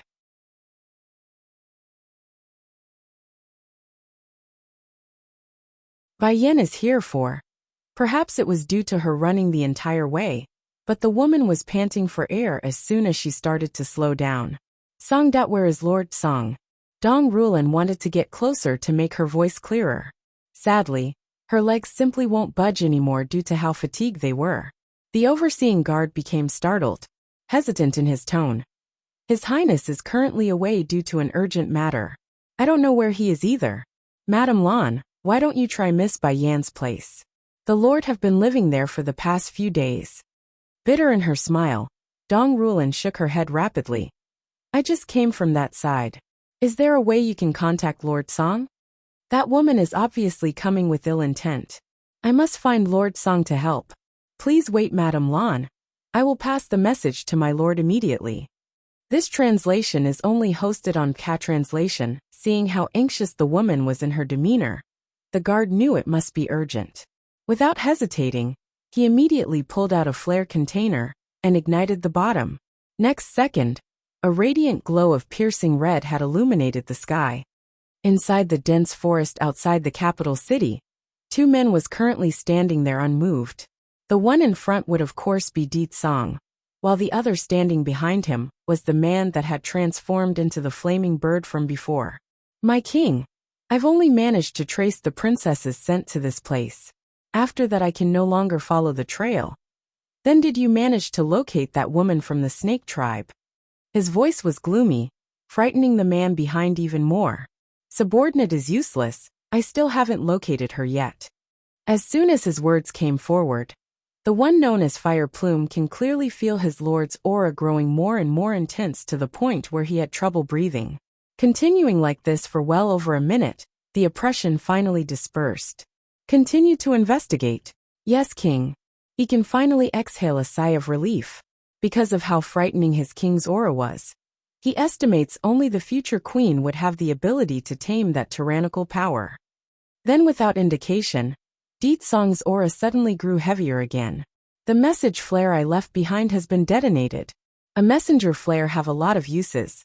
The main one was to inform the original owner of danger by igniting it and releasing the infused spiritual energy stored inside. This would alarm the creator no matter where they are so long as a barrier wasn't in place. However, he also mentioned to his men that only matters related to Bai Yan would they be allowed to ignite the flare. If it was any other ordinary matters, it was of no concern. King, is it the queen? Fire Plume raised his head as a flash of sympathy flowed out of his eyes. Someone else is going to be screwed again. You continue to search for her whereabouts. Dropping this order down, Deetsong's silvery and purplish figure was gone from view, leaving behind the still somewhat nervous man in the background. Finally, after a good minute of this awkward silence, the one known as Fire Plume also started to leave. Transforming from his human appearance, the person turns into a huge flaming bird that radiated searing heat to all of its surroundings. Not quite a true phoenix, only a descendant with a stronger bloodline than usual. At this very moment back over at the lawn house, Bai Yin was facing off again Mu Qing's song with that peerless smile of hers. Since you have already decided, then I won't waste my words. Why don't you state why you are here instead? Mu Qing's song was practically seething with frost in her words. I had only wanted to test you today. The loser was only to leave Deetsong forever. But after witnessing what you've done to my people, I can't exactly let it end so easily anymore. Crossing her arms under her breasts, Bai Yan's smile grew even bigger. With you only?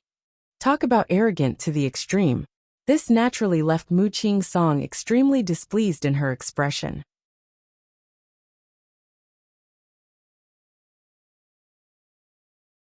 Di Xiao 1 versus Lan Xiaoyan 1. If anyone were to be more stupefied here, it would have to be Chu Yi. I've just been robbed in the face. Just thinking of this point would cause her rosy face to flush with anger. What did you say? Little Xiaochen is not your nephew. He can only be mine, mind you hear. I don't want to be your sister anymore. Call me auntie, alright? This last part would of course be meant for Bai Xiaochen. After stating this much, Chu Yi didn't forget to shoot a provocative stare at her opponent. This translation is only hosted on Cat Translation. Now it was Di Xiao 1 to become mystified. When did my brother accept another sister? By now Bai Xiaochen was already cherry red in his cheeks, after suppressing himself all this time. Sister Yi is my G. Oh, father's sister, not my baddie father's. Baddie father? This name is too suitable for him. Di Xiao 1 couldn't resist another pinch at that squiggly face. Your face is exactly like my brother's when he was young, just that you are more sensible and more polite. Way better than he is at your age. In all seriousness, Di Xiao 1 really had trouble believing this clever and adorable little child was his old brother's seed. Finding the girl willfully ignoring herself repeatedly, Chu Yi was ready to flare out at this point. But before then, she made sure to first S.N.A.T.C. H the little guy over to her side for protection. Hey, what are you doing? Di Xiao 1 shoots a glare at Chu Yi for stealing her darling of a nephew. Return my nephew to me. I'm not giving, what can you do? Chu Yi proudly makes a grunt to showcase her terrible might of being unreasonable. If based solely on appearance, Chu Yi and Di Xiao 1 are not of the same type. The former being the charming young girl type, while the latter was the sweet and beautiful. However, their temper are one and the same, the type to explode upon contact. As such, finding someone trying to steal her precious nephew away, Di Xiao 1's face was starting to show off a pang of true anger. You want to fight, is it? Come. Which weapon would you like to use? Or do you want to go barehanded? I will even let you have the first strike. Sensing the dangerous aura oozing out of the pair, the innocent bystanders were very conscious in relocating themselves to a safer location, thus leaving a wide open S.P.A.C. for their brawl. Now Bai Xiaochen had become anxious. First looking at Chu Yi, then back at his newfound auntie, the baby boy didn't know who to help. Wah! That's when the baby boy broke out into a screaming cry. It's not a scheme, not a trick, just a simple yet effective mean for any kid to grab attention from their adults. Hey, why are you pushing me? Chu Yi really wanted to pop in her chest, due to all the steam pent up in there. He's my nephew, so I'm enough to comfort him. Di Xiao 1 made sure to give her nephew a comforting hug to prove her ownership. Grinning at the claim, Chu Yi clearly thought otherwise. He's your nephew now, but that may not necessarily be the case later on, the annoyed girl retorts. Don't you know Bai Yin still haven't accepted your brother yet? On the contrary, my brother have stayed by Bai Yan's side for years, so his hope of winning the beauty home is leagues ahead of yours. Di Xiao 1 was literally popping her eyes at the news. It can't be. My brother is that much of a loser? Then I don't care. My brother is little Xiaochen's biological father. thus making me his auntie regardless. Blood cannot be changed. The panicking girl was literally screaming the last part to Ria. As sure herself. Now Chui didn't feel quite the same. In her defense, she never once thought of the baby boy as an outsider, so blood didn't matter to her. Now that don't matter to me. Even if my brother do become useless like yours, Xiachen will still be my nephew regardless of blood. If you like this translation, consider donating for an extra release, or simply turning off at block helps too.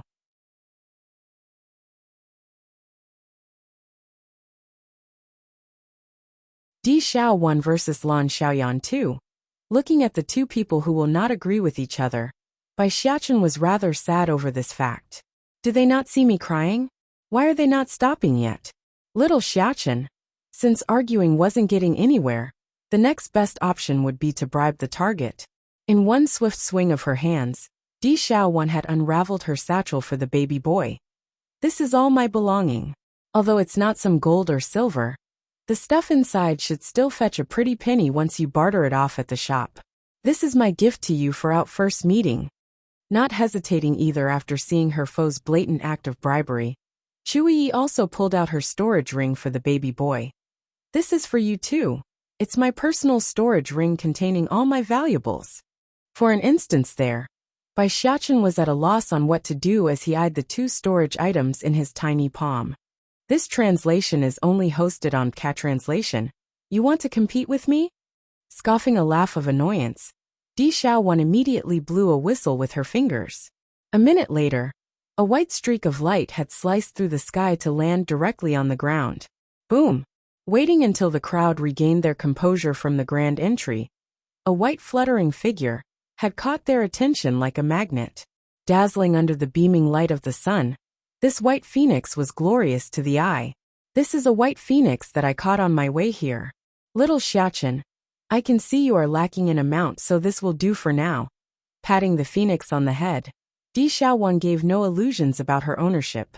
However, the white phoenix is but the lowest of the low in the phoenix family. When there's time, I will find you another better one.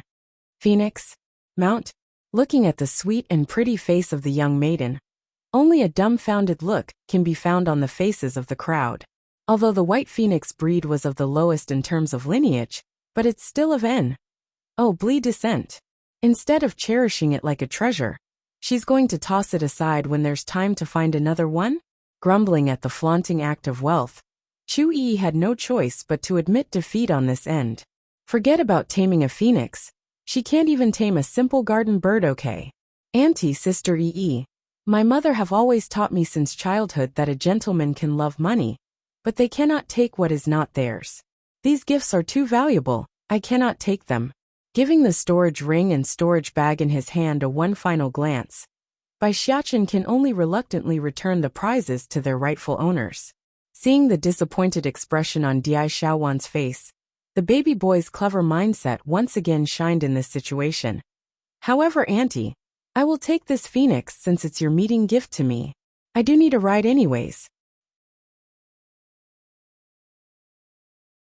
In truth, if he had wanted a white phoenix to use as his mount, his mother would have brought one to him long ago. Just that he didn't want to hurt the girl. Hence the reason why he would take the bird despite not needing one. Sure enough, it worked. Showing a gloating smile, Di Xiaowan immediately shot a taunting face at Chu Yi to send the girl jumping with steam. Sister Yi. Bai Xiachen's face was beaming a heartwarming smile. Though I didn't take your gift, but I still like you and Ji. Oh, father a lot. No matter what choice my mother makes in the future, you will always be my family. What a sensible child. The surrounding onlookers were all sighing helplessly after watching. First was that phrase of not taking what's not yours. Only a properly educated child can utter something so good. Now he's also comforting his elders for the sake of others. Such a well-behaved child, who can bear to harm such a darling? While some were mumbling this inside their heart, some were less inclined to keep their thoughts to themselves and outright said it aloud. If Bai Yan can educate her son to such an extent, she can't be bad like what the Bai family says. Besides, that family nearly sold this good child back then, and also set him on fire because he wouldn't agree. If you like this translation, Consider donating for an extra release, or simply turning off adblock helps too.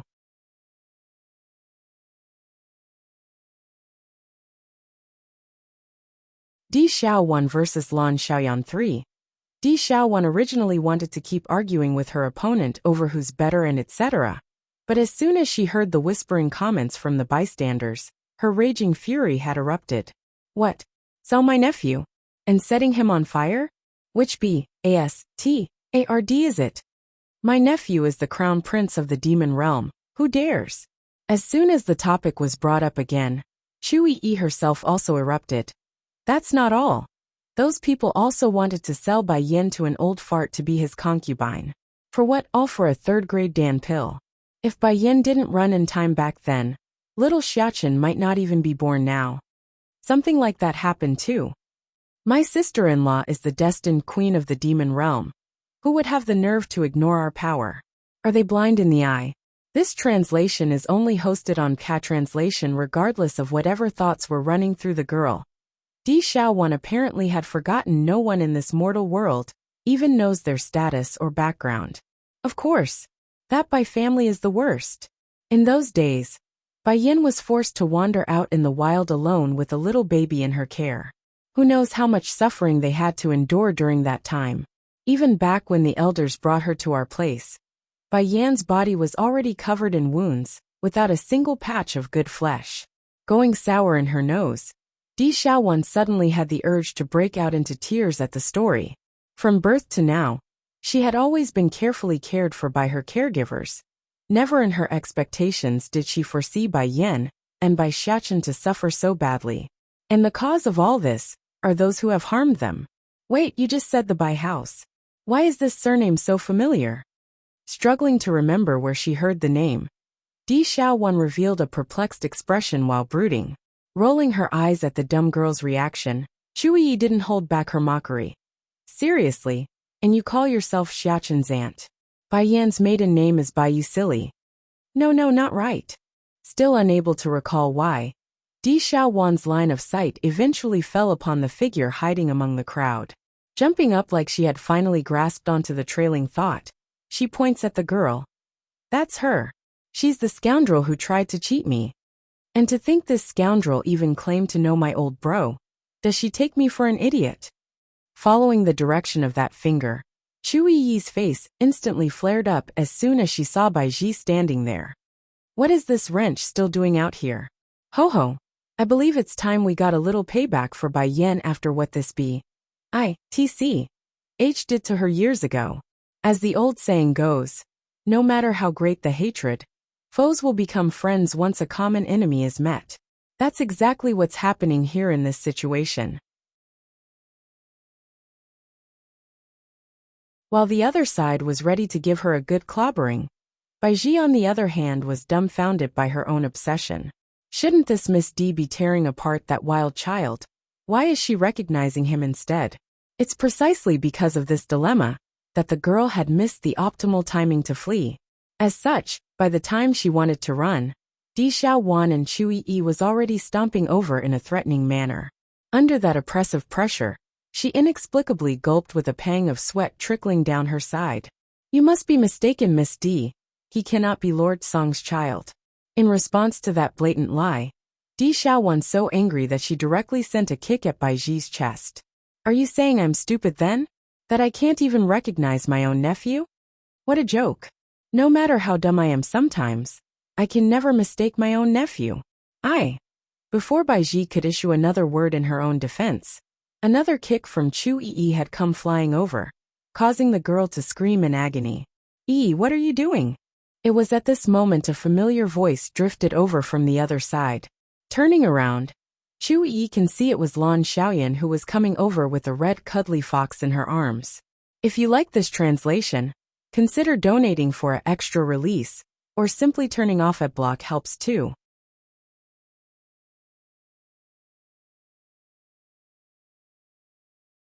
Spoiling her for Deet Song Yu. Raising her ashen face to confront that overbearing man, not a word could come forward anymore. The Music Valley no longer exists from this day forward. With only that order, the fate of the Music Valley was sealed. Puking another mouthful of blood, her horrified face only had shock left in there. Why? You still asking me why? My wife nearly ran away with my child because of you. The dreaded frost from his smile only added to his charm for some reason. Shuddering at the man's remark, Mu Qing-song struggled to upright herself from the ground. You are that certain the child is yours? Did you test your blood with his? As if I wouldn't be able to recognize my own son. Do you take me for an idiot, or are you that much of an idiot yourself? The murderous intent was now in full bloom around Deetsong's figure. This translation is only hosted on Ka-translation in this moment. Mu Qing-song didn't care about her own physical pain, nor did she care what the others thought of her. All she knows was that her heart was hurting like it's being crushed until it's nothing but a pile of mush. Don't you realize that she's a vicious woman? The flower brothel is a place of womanizing, yet she still wants to cripple me and send me there. Such a woman is qualified to be your wife? No matter how vicious she is, I am here to protect her.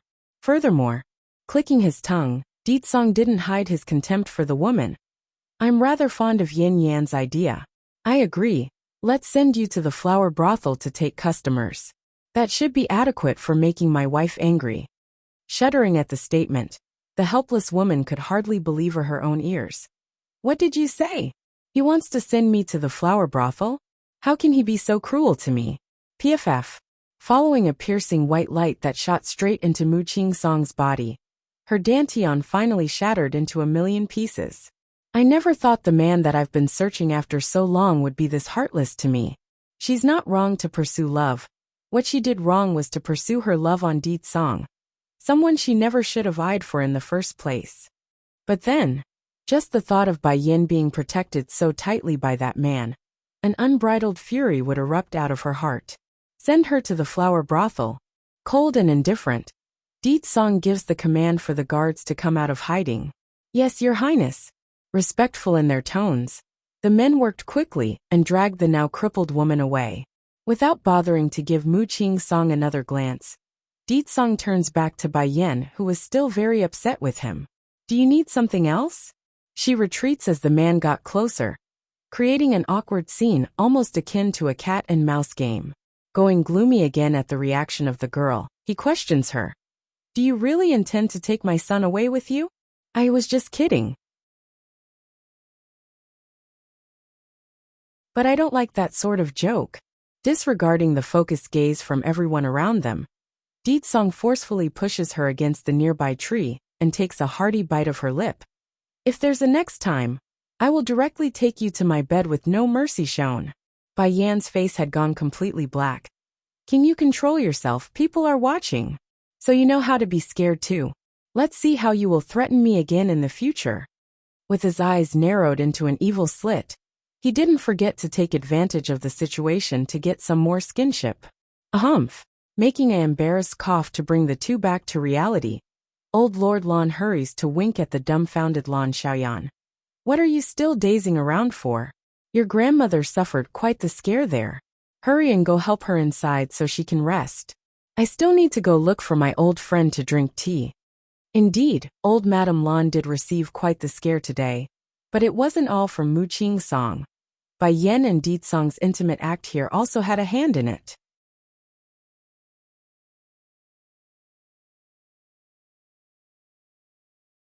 Against a common enemy. Auntie Xiaowan. Wouldn't Batty Father be sad if you say it like that? From those blinking eyes, a hint of Compa. Xiang could be seen in the little steam bun's face. As if he would. Di Xiaowan refutes the claim outright. My old bro always say I'm annoying and stupid. Not only that, he would always go on and on about marrying me off early, so he won't have to deal with me so often. As if I would want to see him. No way. State teacher is so much kinder than he is.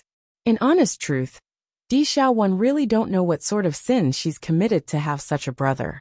For that reason alone, she's been suppressed for many years under that tyrannical rule. Little Xiachen, let's go home. Your mother is waiting for us. Ignoring the conversation, Chu Yi, Holy Land Princess, led the way by holding the baby boy's hand. This translation is only hosted on Ka-translation naturally.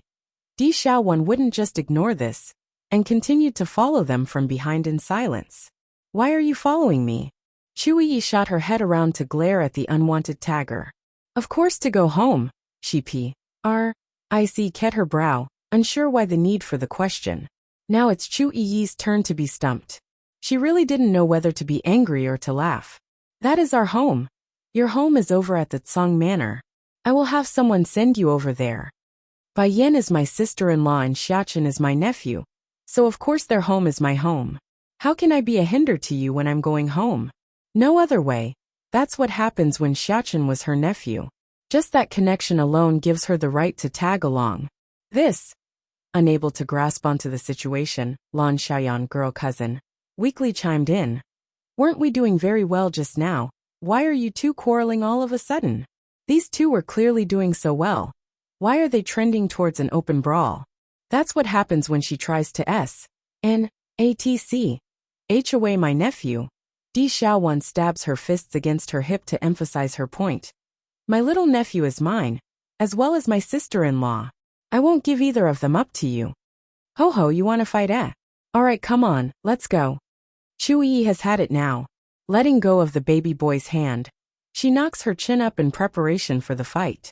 It's likely safe to The most clueless one here had to be Lan Xiaoyan. Scratching her head anxiously, the girl's eyes suddenly lit up at an idea. Miss Xiaowan. There's been no shortages of people talking behind my cousin's back while she was away during all these years. In a blink of an eye, the two raging lionesses were longer glaring at each other. Instead, their eyes were solely focused on the poor girl, who only wanted to help. Xiaoran, tell me, who are the people talking behind Bai Yan's back? I'll go after them. Those thugs sure are bold to talk ill of my nephew and sister-in-law. Their angry voices were nearly in sync, causing a resonance effect across the street. Smiling right up to her eyes, Lan Xiaoyan was very pleased with this reaction. This wasn't all of it. Right after they learned of little Xiachen's existence, they also started to talk ill about Lord Song, and that he's taking care of another man's child. I've already compiled a list for us to get them back one at a time. The first one, let's start with that sixth princess of the royal family. She not only mocked my cousin behind her back, she even bullied little Xiachen, and attempted to set the Tsang Manor ablaze. We should make an example of her for starters. Bringing out the list she's been keeping on her at all times. Lan Xiaoyan was very proactive when it came to these sort of things. Let's go, we'll go find those he's to settle the score. Pulling up her sleeve, Di Xiaowan was showing off the perfect image of someone ready for a fight. Nodding in approval, Chuyi was the same in every way. Lead the way, Xiaoran. We are going to pay them back in full force today. Seeing how easily these two are joining up for the task, the confused girl can finally exhale a sigh of relief. In her view, the main priority was to stop their heated bickering before it devolves into something serious. As for that sixth princess, the girl can only consider herself unlucky. Sister Chu, Auntie Xiaowan, Bai Xiachen had wanted to say they should return home first, but before he could, the raging figures had already disappeared like wind and fire. And thus, a flabbergasted child was left behind without his consent. If you like this translation, consider donating for an extra release, or simply turning off adblock helps too.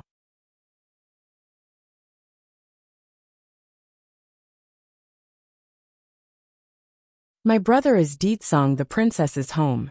While hundreds of blooming flowers adorned this wondrous garden, it was so horribly tarnished by a girl so filled with hatred that she would destroy this scenic picture by plucking the flowers one at a time to satiate her anger. Since the day when she was framed for no reason of setting Deetsong's home ablaze, the sixth princess had no choice but to go kneel in front of the Tsang Manor at her father's order. Contrary to getting the forgiveness like she expected, she had got done in by a flaming bird instead, and nearly had her entire arm ripped off by the bite. By the time she woke up again after fainting away, the princess was already back at her home. Lord Song is so cruel. At the very least I'm still considered a beauty. Why would he ignore me at every turn? The princess just can't accept the fact that she's losing out to Bai Yan, so she's venting her steam on the poor flowers. This translation is only hosted on Cat Translations. It was then at this moment a light chuckle came from behind, startling the princess greatly. In a hurry, she turned around to find Lan Xiaoyan in her blue dress standing there. And beside the girl were two angry maidens glaring daggers at herself. Lan Xiaoyan, what are you doing here? The princess viciously asked. She's afraid of making a move against Bai Yan because of Ditsong's might. But that doesn't necessarily apply to Lan Xiaoyan. I heard you want to seduce my brother? And also bullied my nephew. Di Xiaowan, Ditsong's sister, proudly knocked her chin up as she looked down in disdain at this mortal princess. You, who is your brother? My brother is Ditsong. Once that said, the demon princess didn't give her foe another chance to reply. In swift uppercut, she sends the mortal girl flying up into the air like a lightning bolt. Sadly for the sixth princess, things didn't end there. There's still Chu Yi's flying upper kick to knock her even higher into the crystal blue sky. Popping her eyes in surprise, Lan Xiaoyan only had sympathy for the sixth princess who wouldn't come down anymore. On this day, the entire Luhua kingdom was doomed to be unsettling to the point where fear would run rampant. One Chu Yi would already be enough to flip the entire kingdom upside down. Add in another Di Xiaowan, it'd be a miracle if there's anything left by the end of it. At this moment, Bai Yan was still unaware of the chaos quickly ensuring outside her home, as a result of her task of refining some medicine for the sickly Bai Zhampeng. This the pill I was telling you about. Walking out of the cauldron room, Bai Yan casually placed the bottle in front of the sickly man. There are a total of 100 pills inside, more than to remedy that body of yours.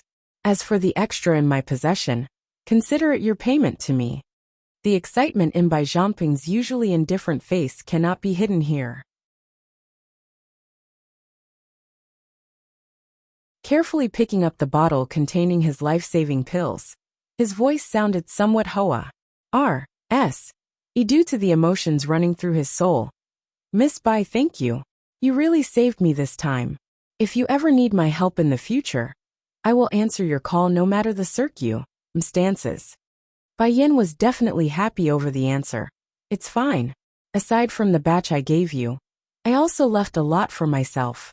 We are even. How can I do that? A life debt cannot be paid with some mere pills. Standing up. Miss Bai Yan, I feel like we are hitting it off very well. Why don't you call me Uncle Zhangping instead, how about it? Bai Yan became stunned there. Looking you finally replied after seeing how earnest the man was. Alright Uncle Zhangping. If you like this translation, consider donating for an extra release, or simply turning off ad block helps too.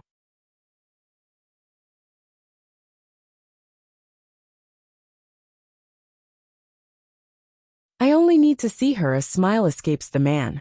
To Bai Zhampeng, sickly man. The girl in front of him was no different from seeing his younger sister again from all those years ago. However wishful that may be, it cannot be true because his sister was already 20 that year when she disappeared. To say Bai Yan to be his niece was more fitting. Bai Yan, I will be staying in the city during this period.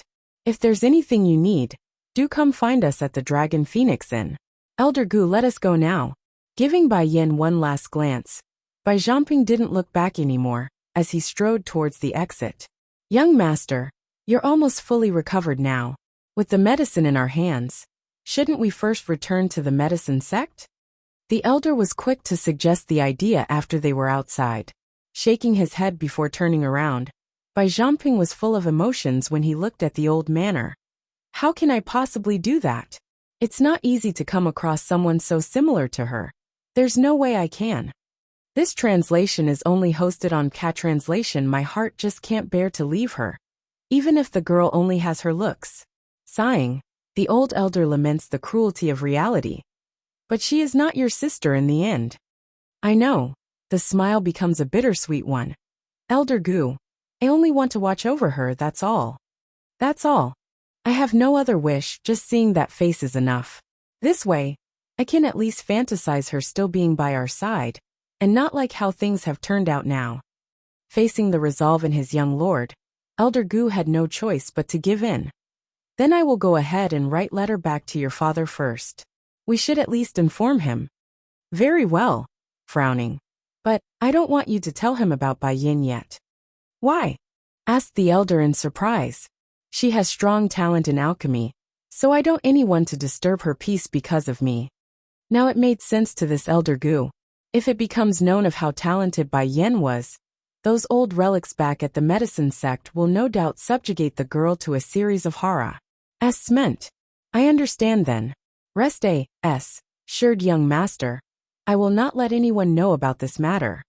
Serious in his old face, the elder intends to use the safest possible method this time, to transfer the letter back home. Let's go now. I will return home in half a month. Until then, we will stay here. Exhaling a sigh, Bai Zhamping understands anything longer than that will raise the suspicion of his father. By then, Bai Yan's existence will be exposed. That's not the outcome he wants for anyone. Not for his father, and not for this girl, who has the same face as his younger sister. Back inside the old manor, after her patient had left the premise, Bai Yan originally wanted to return inside to continue her efforts in creating more pills. However, as soon as she turned around, she immediately took notice to her son's strange behavior of peeking out from behind the tree. Son, what are you doing? This voice greatly startled the little steam bun. Cautiously coming out of hiding, Bai Xiachen appeared to be quite uncomfortable in front of his mother's presence. Mother! What's wrong? She wrinkled her brow, finding the demeanor of her son very strange. Biting her fingers, Bai Xiachen's voice sounded very nervous. Mother, you must prepare yourself. What happened? Startled at first, Bai Yin continues to ask. Just now, Sister Yi and Auntie Xiaoyan went out to make trouble. I suspect there will be a lot of people coming over to find you in a bit. This time the list brought out by Lan Xiaoyan had contained basically the names of every Blee lady in the royal capital, married or unmarried. If they really did get even with everyone, it's a given the whole city will be in an uproar. Although Bai Xiachen also believes that there was nothing wrong with their practice, but if you like this translation, consider donating for an extra release, or simply turning off ad block helps too.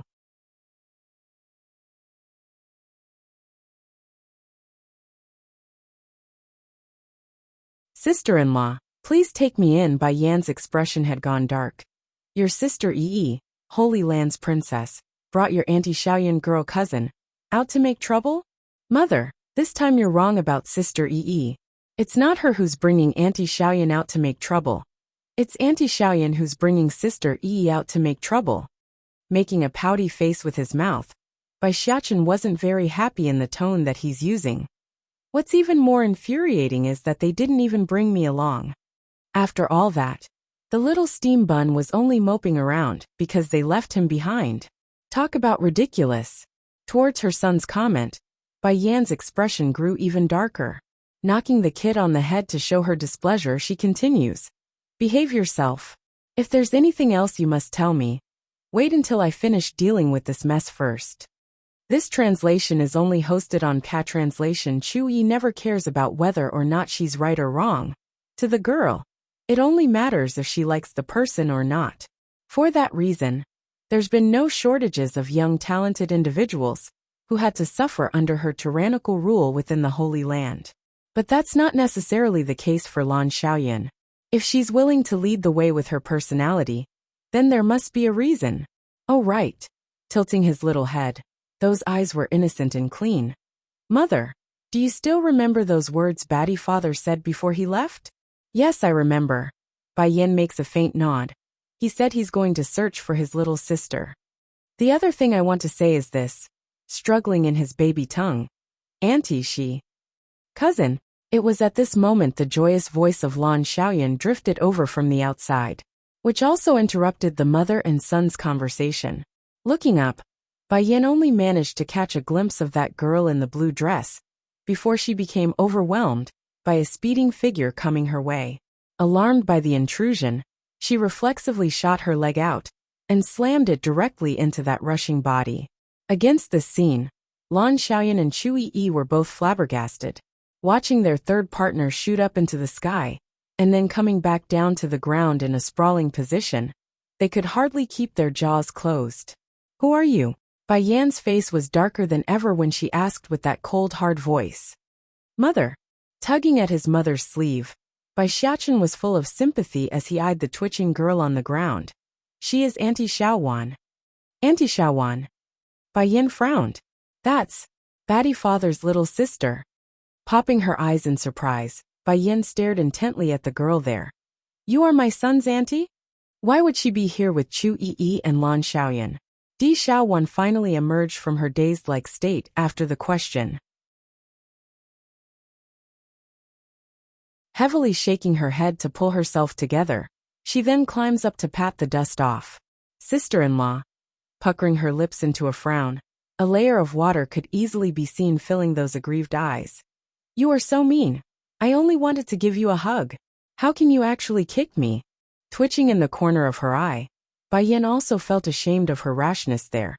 A humph, I thought you were attacking me. Come on. Anyone would react the same way if they see a stranger rushing over without a word.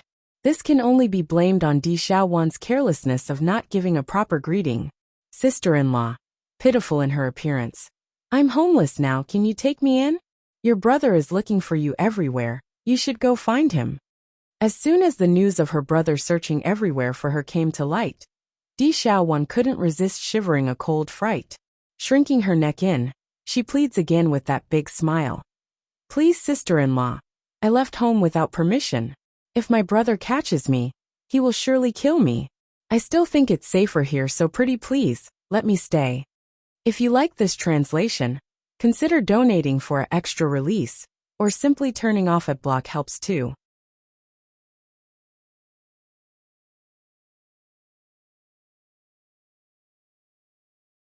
Are you sure you want to stay? Are you sure you want to stay? Bai Yan asks with an extra meaning in her eyes. Going bright, Di Xiaowan grew excited. Can I really stay here? You are more than welcome to stay, however. I hope you won't regret it afterwards.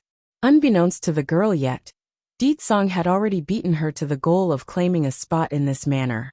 By the time she discovers this truth, it would be already too late. Sister Yin Yen. Putting on a pouty face, Chu Yi, Holy Land Princess, sends a glare of unwillingness at the newcomer before turning back around. Are you really going to take this girl in? This translation is only hosted on Cat Translation. Di Xiaowan went cold at the question. Proudly raising her beautiful face up, she fires back. And why can't I stay? This is my nephew and sister-in-law's home, not your home. We don't need your input. Di Xiaowan, Demon Realm Princess. Do you want to fight again? Chu Yi's face had become a rosy red due to anger. Let's fight then, as if I, Di Xiaowan, would fear someone like you. Even if the girl had always been oppressed by Di Tsong since young. But those elders in the demon realm, and the state teacher himself would always dote her to the extreme.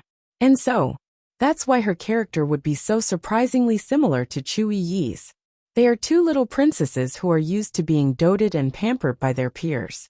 Boom. Just as the two were ready to go at it again, a heavy blow from the side suddenly pulled their attention back over. Quickly turning around, that's when they saw Bai Yan's fist leaving an imprint on the door frame. You two want to fight? Alright, go outside and fight. But once you two are finished, there's no need to come back. Frosty and commanding in her voice, Bai Yan left no room to be rebuked here. Frightened to the point where they had to take a step back, the two didn't even have the nerve to breathe using that grieving face of theirs. You must follow my rules while in my place. Easing her tone after getting the intended reaction, Bai Yan was less intimidating. Otherwise I will send the both of you away.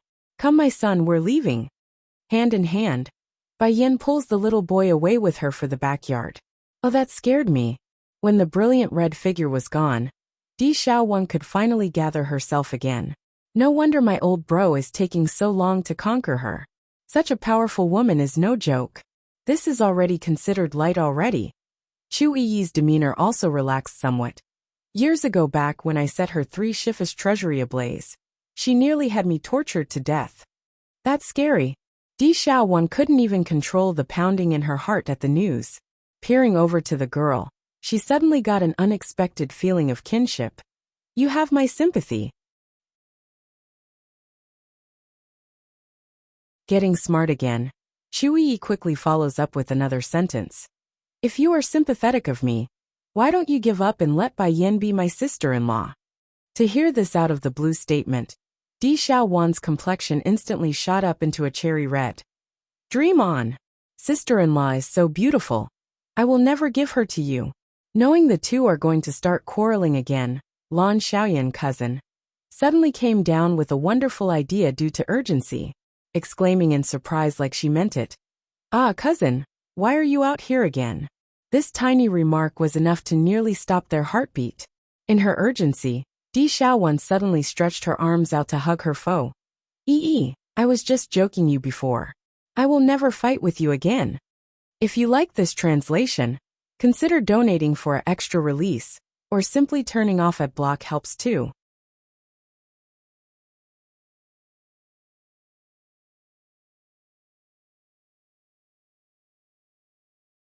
I'm your auntie. Miss D, it's that child over there. Lighting up in her eyes, Baiji directly points to the unsuspecting kid. It's that bastard child. Bai Yin is using that brat to force and trick Lord Song. Following the finger to the indicated direction, Di Xiaowan's line of sight eventually fell upon Bai Xiaqin's cute little face. First there was shock over how adorable the child was. Then came an unstoppable force of ecstasy. In her haste, Di Xiaowan completely forgot to mind her manners and pounced at the poor kid. While in the background, Baiji was still smiling devilishly due to her own foolish mistake of not paying attention. Bai Xiaqin, I won't let either of you get off so easily for ruining me. Sister Yi, do you know when Godfather is coming? A bit sulky in his voice, Bai Xiaqin was apparently having an episode of missing his three shifus and Godfather. This translation is only hosted on Cat Translation. I have already written to my brother. If he knows your real father is here, he will surely rush over. Shining in her eyes as she said this, Chu Yi, Holy Land's young lady, firmly believes Bai Yin wouldn't be snatched away if her brother arrives. Now it was Bai Xiaqin who became hesitant. If Godfather comes, would he start a fight with my baddie father? By then, who am I supposed to help? While the baby boy was struggling to make up his mind, a powerful gust of wind had knocked him off his feet and snatched the boy right up. It was a young girl with a set of messy-looking hair. Before anyone can do a thing to stop this, the person had already sent a smooch at that cuddly face. Naturally, Bai Xiaqin would become paralyzed over the sudden assault. Mainly due to how scared he was by the act, he didn't know how to react to the kiss and froze there. What are you doing? Exploding over this, Chu Yi immediately snatched the assailant up by the collar and growled menacingly. Where did a wild girl like you come from?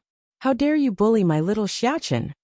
If it was in the past, Di Xiaowan would have definitely broken out into a fight with anyone who would dare offend her like this. However, all her attention was solely focused on the kid in her arms. You are called Xiaqin? Can I also call you that too? Blinking with confusion and startlement, Bai Xiaqin was at a loss on how to reply.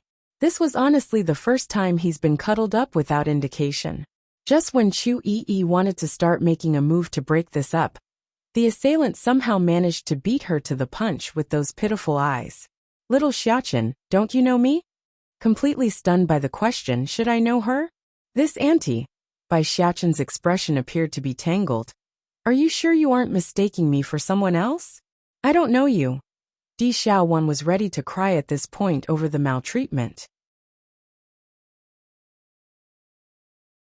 She had gone through thick and thin to get to the mortal world. With the help of the state teacher, of course. But now that she's finally here, the target of her delight claims that he doesn't know her? More importantly, how much suffering and pain did she experience along this journey? Did she get it easy? Of course not. In the end, all her efforts only yielded a I don't know you. Seeing the tearing up face of the girl embracing himself, Bai Xiaqin immediately softened. Maybe we did meet in the past. Might just be my memories not being so good. Can you remind me of when we met? Sure enough, Di Xiaowan quickly went from sad to absolutely delight. Wiping away those tears, she revealed a glorious smile. I am your auntie. How can you forget me? On this sunny day that should have gone without a hitch or incident, Bai Xiaochen had for the first time in his short little life become electrocuted by another person's dumbness. What, forget her? This is clearly, without a single doubt, their first time meeting. Okay.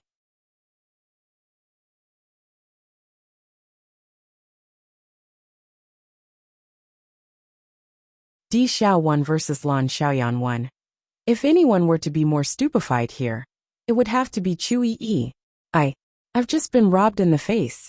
Just thinking of this point would cause her rosy face to flush with anger. What did you say? Little Xiaochen is not your nephew. He can only be mine, mind you hear. I don't want to be your sister anymore, call me auntie, alright? This last part would of course be meant for Bai Xiaochen. After stating this much, Chu Yi didn't forget to shoot a provocative stare at her opponent. This translation is only hosted on Ka Translation. Now it was Di Xiaowan to become mystified. When did my brother accept another sister? By now Bai Xiaochen was already cherry red in his cheeks, after suppressing himself all this time. Sister Yi is my godfather's sister, not my batty father's. Batty father? This name is too suitable for him. Di Xiaowan couldn't resist another pinch at that squiggly face. Your face is exactly like my brother's when he was young. Just that you are more sensible and more polite. Way better than he is at your age. In all seriousness, Di Xiaowan really had trouble believing this clever and adorable little child was his old brother's seed. Finding the girl willfully ignoring herself repeatedly, Chu Yi was ready to flare out at this point. But before then, she made sure to first snatch the little guy over to her side for protection. Hey, what are you doing? Di Xiaowan shoots a glare at Chu Yi for stealing her darling of a nephew. Return my nephew to me. I'm not giving. What can you do? Chu Yi proudly makes a grunt to showcase her terrible might of being unreasonable. If based solely on appearance, Chu Yi and Di Xiaowan are not of the same type. The former being the charming young girl type, while the latter was the sweet and beautiful. However, their temper are one and the same, the type to explode upon contact. As such, finding someone trying to steal her precious nephew away, Di Xiaowan's face was starting to show off a pang of true anger. You want to fight, is it? Come, which weapon would you like to use? Or do you want to go barehanded? I will even let you have the first strike.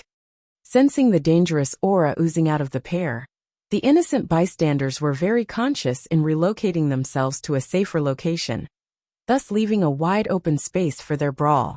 Now Bai Xiaochen had become anxious. First looking at Chu Yi, then back at his newfound auntie, the baby boy didn't know who to help. Wah! That's when the baby boy broke out into a screaming cry. It's not a scheme, not a trick, just a simple yet effective mean for any kid to grab attention from their adults. Hey, why are you pushing me? Chu Yi really wanted to pop in her chest due to all the steam pent up in there. He's my nephew, so I'm enough to comfort him.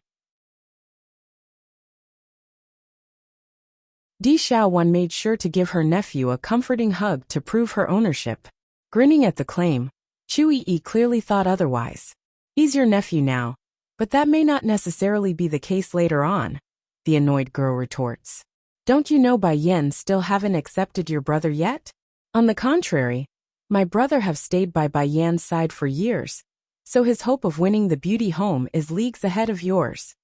Di Xiaowan was literally popping her eyes at the news. It can't be. My brother is that much of a loser? Then I don't care. My brother is little Xiaochen's biological father, thus making me his auntie regardless. Blood cannot be changed.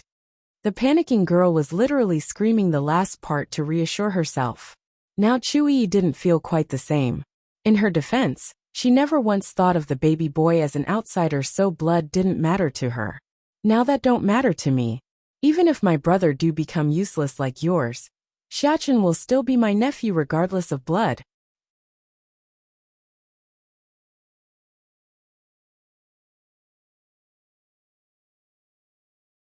Trouble solving. Bai Yan finally understands what their intentions are now. Then are you trying blackmail me, Lord Zhang?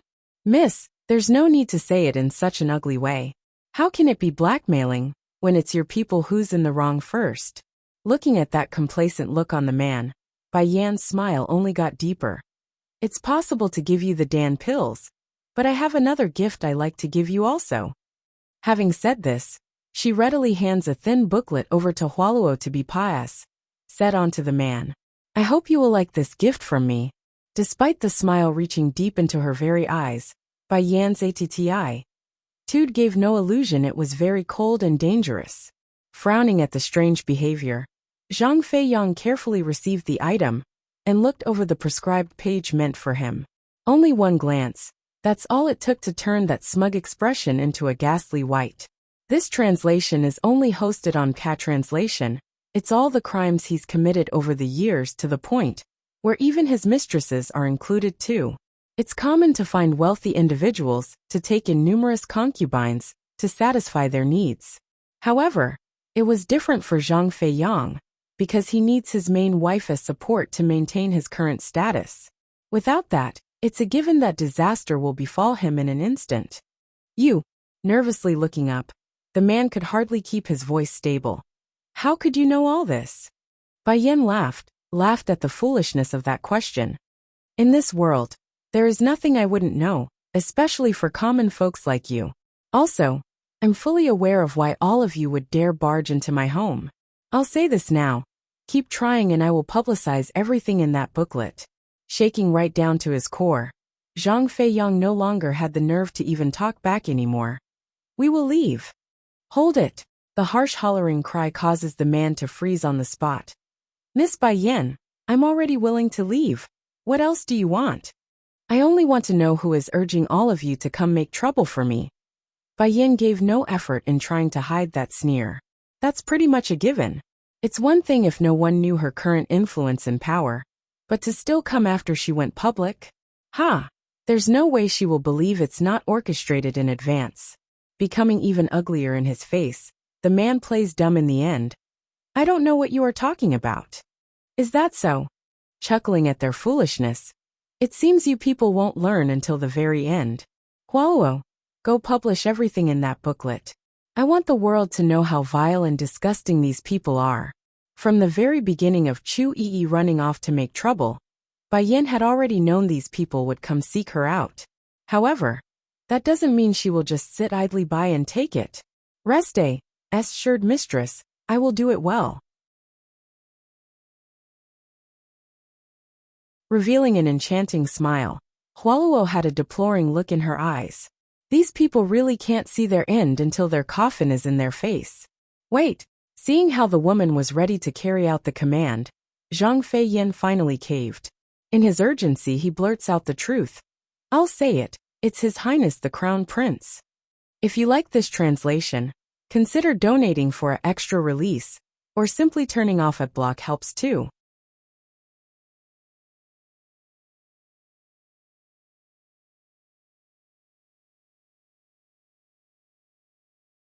Blackmailing failure Crown Prince? Nangong Yi. Bai Yan's was smiling. What is Nangong Yi's purpose? Miss Bai Yan, going stiff in his face. His Highness wanted me to make trouble for you so he can come in at the right moment to help you. This way you will forget about the past grudges and be grateful to him. As for demanding the Dan pills, it's my own personal decision. Nangong Yi's plan was very beautiful. Yet he seems to have forgotten Bai Yan would never bother to have these people in her eyes, considering her current status. Feeling the increasingly heavy atmosphere in the hall, those royalties and oh bless who came with Zhang Feiyang are all starting to get anxious. Miss Bai Yan, the deal he did with the Crown Prince does not include us in it. We only came because Zhang Feiyang sought us out last night. This translation is only hosted on Translation. Yeah, that's right. I initially didn't want to come either, but he kept insisting that you won't be able to punish that many of us. He also justified it by saying we are in the right. From the very beginning, these people never wanted to come due to Bai Yan's status as the flower brothel's owner. But after repeated promises and guarantees, they in the end suck. You bed to the seduction of greed. Sadly for them, regret was already too late now. As angry and irritated as Zhang Feiyang was in how quickly these people threw him out into the fire pit, he couldn't refute it because it's all true. Is that right? Bai Yan grinned. As far as I know, everyone who were attacked by Chu Yi had at some point denounced me behind my back. Why should you people get to claim you are in the right? Flushing red at the statement, These people were all too ashamed to refute her words. They knew it's true. Inhaling deeply, Zhang Feiyang steadies himself before speaking again. I've said all that I have to, can I leave now then? Looking at how much sweat was covering that nervous face, Bai Yin suddenly had the urge to laugh aloud in mockery. So you people think you can just waltz in my place and leave as you like? Then what do you want of us? Since all of you are here, then you people might as well leave behind something of value. Crossing her legs, Bai Yin appears to be very leisure in her posture on the chair. Hand over your belongings. If the value of your possessions can meet my demand, then you are free to go. However, for those who can't meet it, then feel free to have your family come instead to redeem yourself. Going red from outrage, Zhang Feiyang's very voice was trembling. Don't you think this is a tad excessive? Excessive? Bai Yin see. Oh see. Chaos a condescending sneer. Wouldn't you people be blackmailing me instead if I wasn't the owner of the flower brothel? Enough of your excuses. Huo, go search them for me. Those who can pay is free to leave, and those who can't is to stay until their family comes. Looking at the charming woman slowly encroaching on himself, Zhang Feiyang finally loses it, and went on the offensive. Bai Yin, are you not afraid of offending His Highness by doing this? Chuckling at that question. Instead of asking me that, you should be asking him. You. Shaky in his pointing finger. Zhang Feiyin almost couldn't believe his ears. Don't forget the royal grandson is worshipped by the animals of this world. Sooner or later, he will overtake everything and be the ruler here. By then, you won't even be able to plead under his feet. Not flinching in the least, Bai Yin made a smirk instead. If I'm not mistaken, that son of his had only stepped onto the path of cultivation, a pract. Tionio of the lowest kind. So tell me, what can someone like that do to threaten me in the future? In reality, Nangong Lin's talent wasn't bad at all. Just that due to his doting parents, the child never had the need to train, thus turning him into the useless fat kid that he was now. If you like this translation, consider donating for an extra release, or simply turning off at block helps too.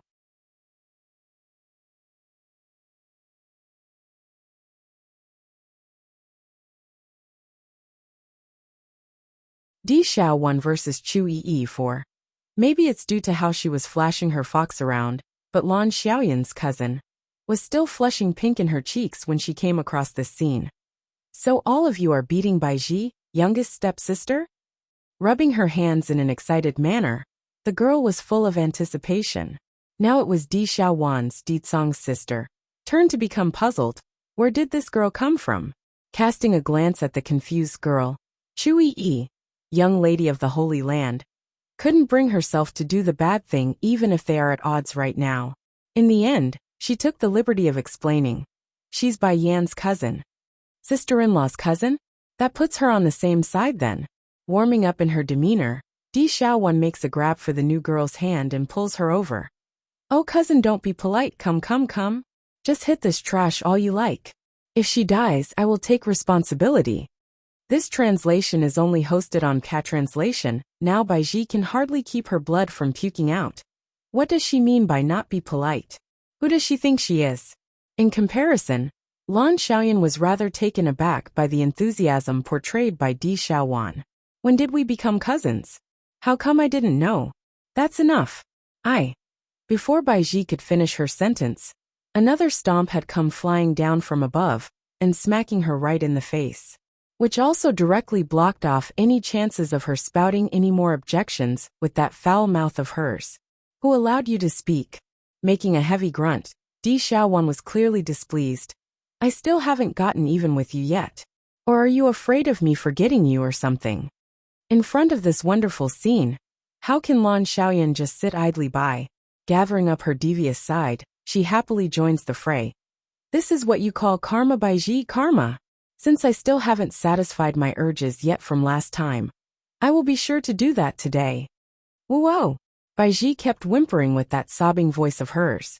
In the girl's eyes, there's only despair and remorse now. However, that remorse wasn't for her own faults in the past. It's for her own folly of not running away in time. The fighting power of the three women cannot be underestimated. After one kick here, a punch there, their victim could hardly be recognized anymore, due to all the bruises and bumps. In the end, Baiji only survived thanks to the fact that she had fainted away due to the extreme pain of having some of her rib bones being cracked. Let's see if you will try to take me as a fool in the future. In her entire life, Di Xiaowan only had one taboo, and that was being deceived. The reasoning: there were no shortages of fraudulent scammers trying to trick her into doing horrible things back in the demon realm. Thankfully at the time, there was the state teacher and her big bro to look after her. Otherwise who knows what sort of suffering she would have gone through. Auntie Xiaowan, toddling over to the girl's side, Bai Xiachen tugged at her newfound family member to get her attention. What happened just now? How come you know this horrible woman? Puffing up her cheeks to show how grumpy she was, Di Xiaowan finally explained the ins and outs of what happened. During this brief period, the girl didn't forget to give the already unconscious Baiji another kick. This is Batty Father's little sister? It can't be, she must be a fake. Bai Xiachen was literally popping his eyes after listening to the story. Isn't a fox supposed to be cunning and deceitful? Why is this one a sweet dumbaklutz? Am I going to become as dumb when I grow up? Xiachen, is this your little aunt? Curious in her stare, Lan Xiaoyan studies the girl carefully. She really is beautiful with that face, but this character is too. How can anyone believe she is Ditsong's little sister when they are so different? Of course I am little Xiachen's auntie. Stabbing her fists against her hip, Di Xiaowan won't be denied here. This is the real deal, and I won't have it otherwise. I ran all the way here, just to see my sister-in-law and nephew. Lan Xiaoyan was now confused herself too. Shouldn't you be looking for your brother first? This? Di Xiaowan appeared to be tied inside after being pointed out. After a quick musing, she answered honestly, he's an extra. It doesn't matter if I see him or not. Bai Xiachen once became stupefied. How come he keep getting the feeling that this pair of sibling are very abnormal? Before was his batty father wanting to hang his auntie up to hit. Now it's his auntie saying his batty father was an extra. What the heck?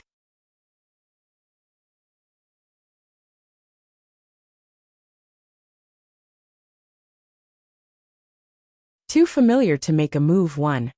If I remember correctly, that Nangong Lin was born on the same day as little Xiachen, right? It can't be. Did that boy take credit for little Xiachen's achievement? Chu Yi was fast to catch on to the truth. For this, there's bound to be a good show awaiting everyone in the near future. Sister-in-law, I won't forgive those ARDS. How dare they misuse the name of the demon beast? In the past, when her elder brother came into this world, the scenario was exactly the same. Hence the reason why Di Xiao, one would be so certain it's not Nangong Lin. Then again, it makes perfect sense when the boy was but an ordinary human. The more she thought about it, the grumpier she became. If Nangong Yi and his family were to be here right now, it's not out of the question that Di Xiaowan would strangle each and every one of them on the spot. This translation is only hosted on Cat Translation. Di Xiaowan, there's something I like to ask you though. P.R.I.C. King her brow, Chu Yi grew suspicious. Why would Xiachen's birth rile up the animals of this world? And why would you know that? Of course I would know. It's because Xiachen is.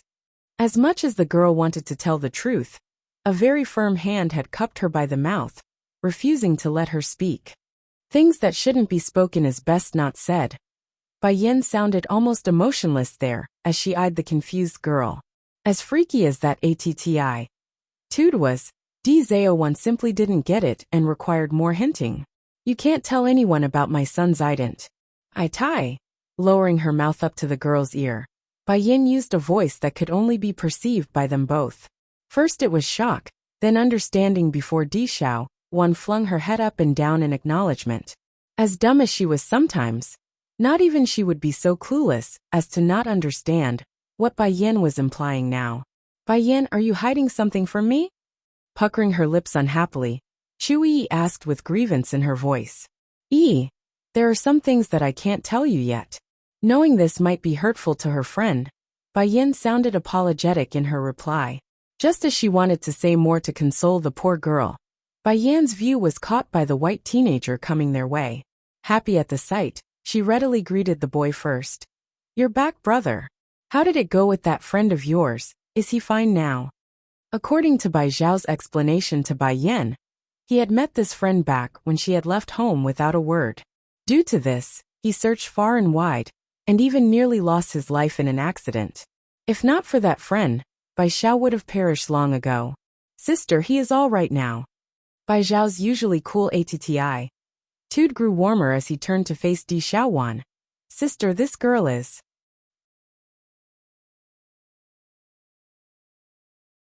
The boy knew who Chu Yi was, so he didn't need to ask about her. But Di Xiaowan was another story. "She's Di Tsong's sister." Bai Yan was very direct there, leaving Di Xiaowan a tad displeased. "Instead of introducing me like that, I would rather you say I'm little Xiaoqin's aunt." Her cheeks puffing up like an unhappy child throwing a tantrum. "Xiaoqin's aunt?" Revealing a flicker of surprise, Bai Zhao's astonishment only lasted for a brief moment before returning to normal. "Miss Xiaowan, I understand then. Allow me to introduce myself. My name is Bai Xiao and Bai Yan is my sister." Not being timid at all, the girl readily stepped over to pat the boy on the shoulder. "Hee, you are my sister-in-law's brother. That makes you my younger brother too. Don't worry, sister here will look after you, so feel free to do whatever you like in this world." Now this was simply too much for the poor boy. He's never had a girl be so friendly to him before, so he didn't know how to react to this cyanate maiden. If you like this translation, consider donating for an extra release, or simply turning off at block helps too.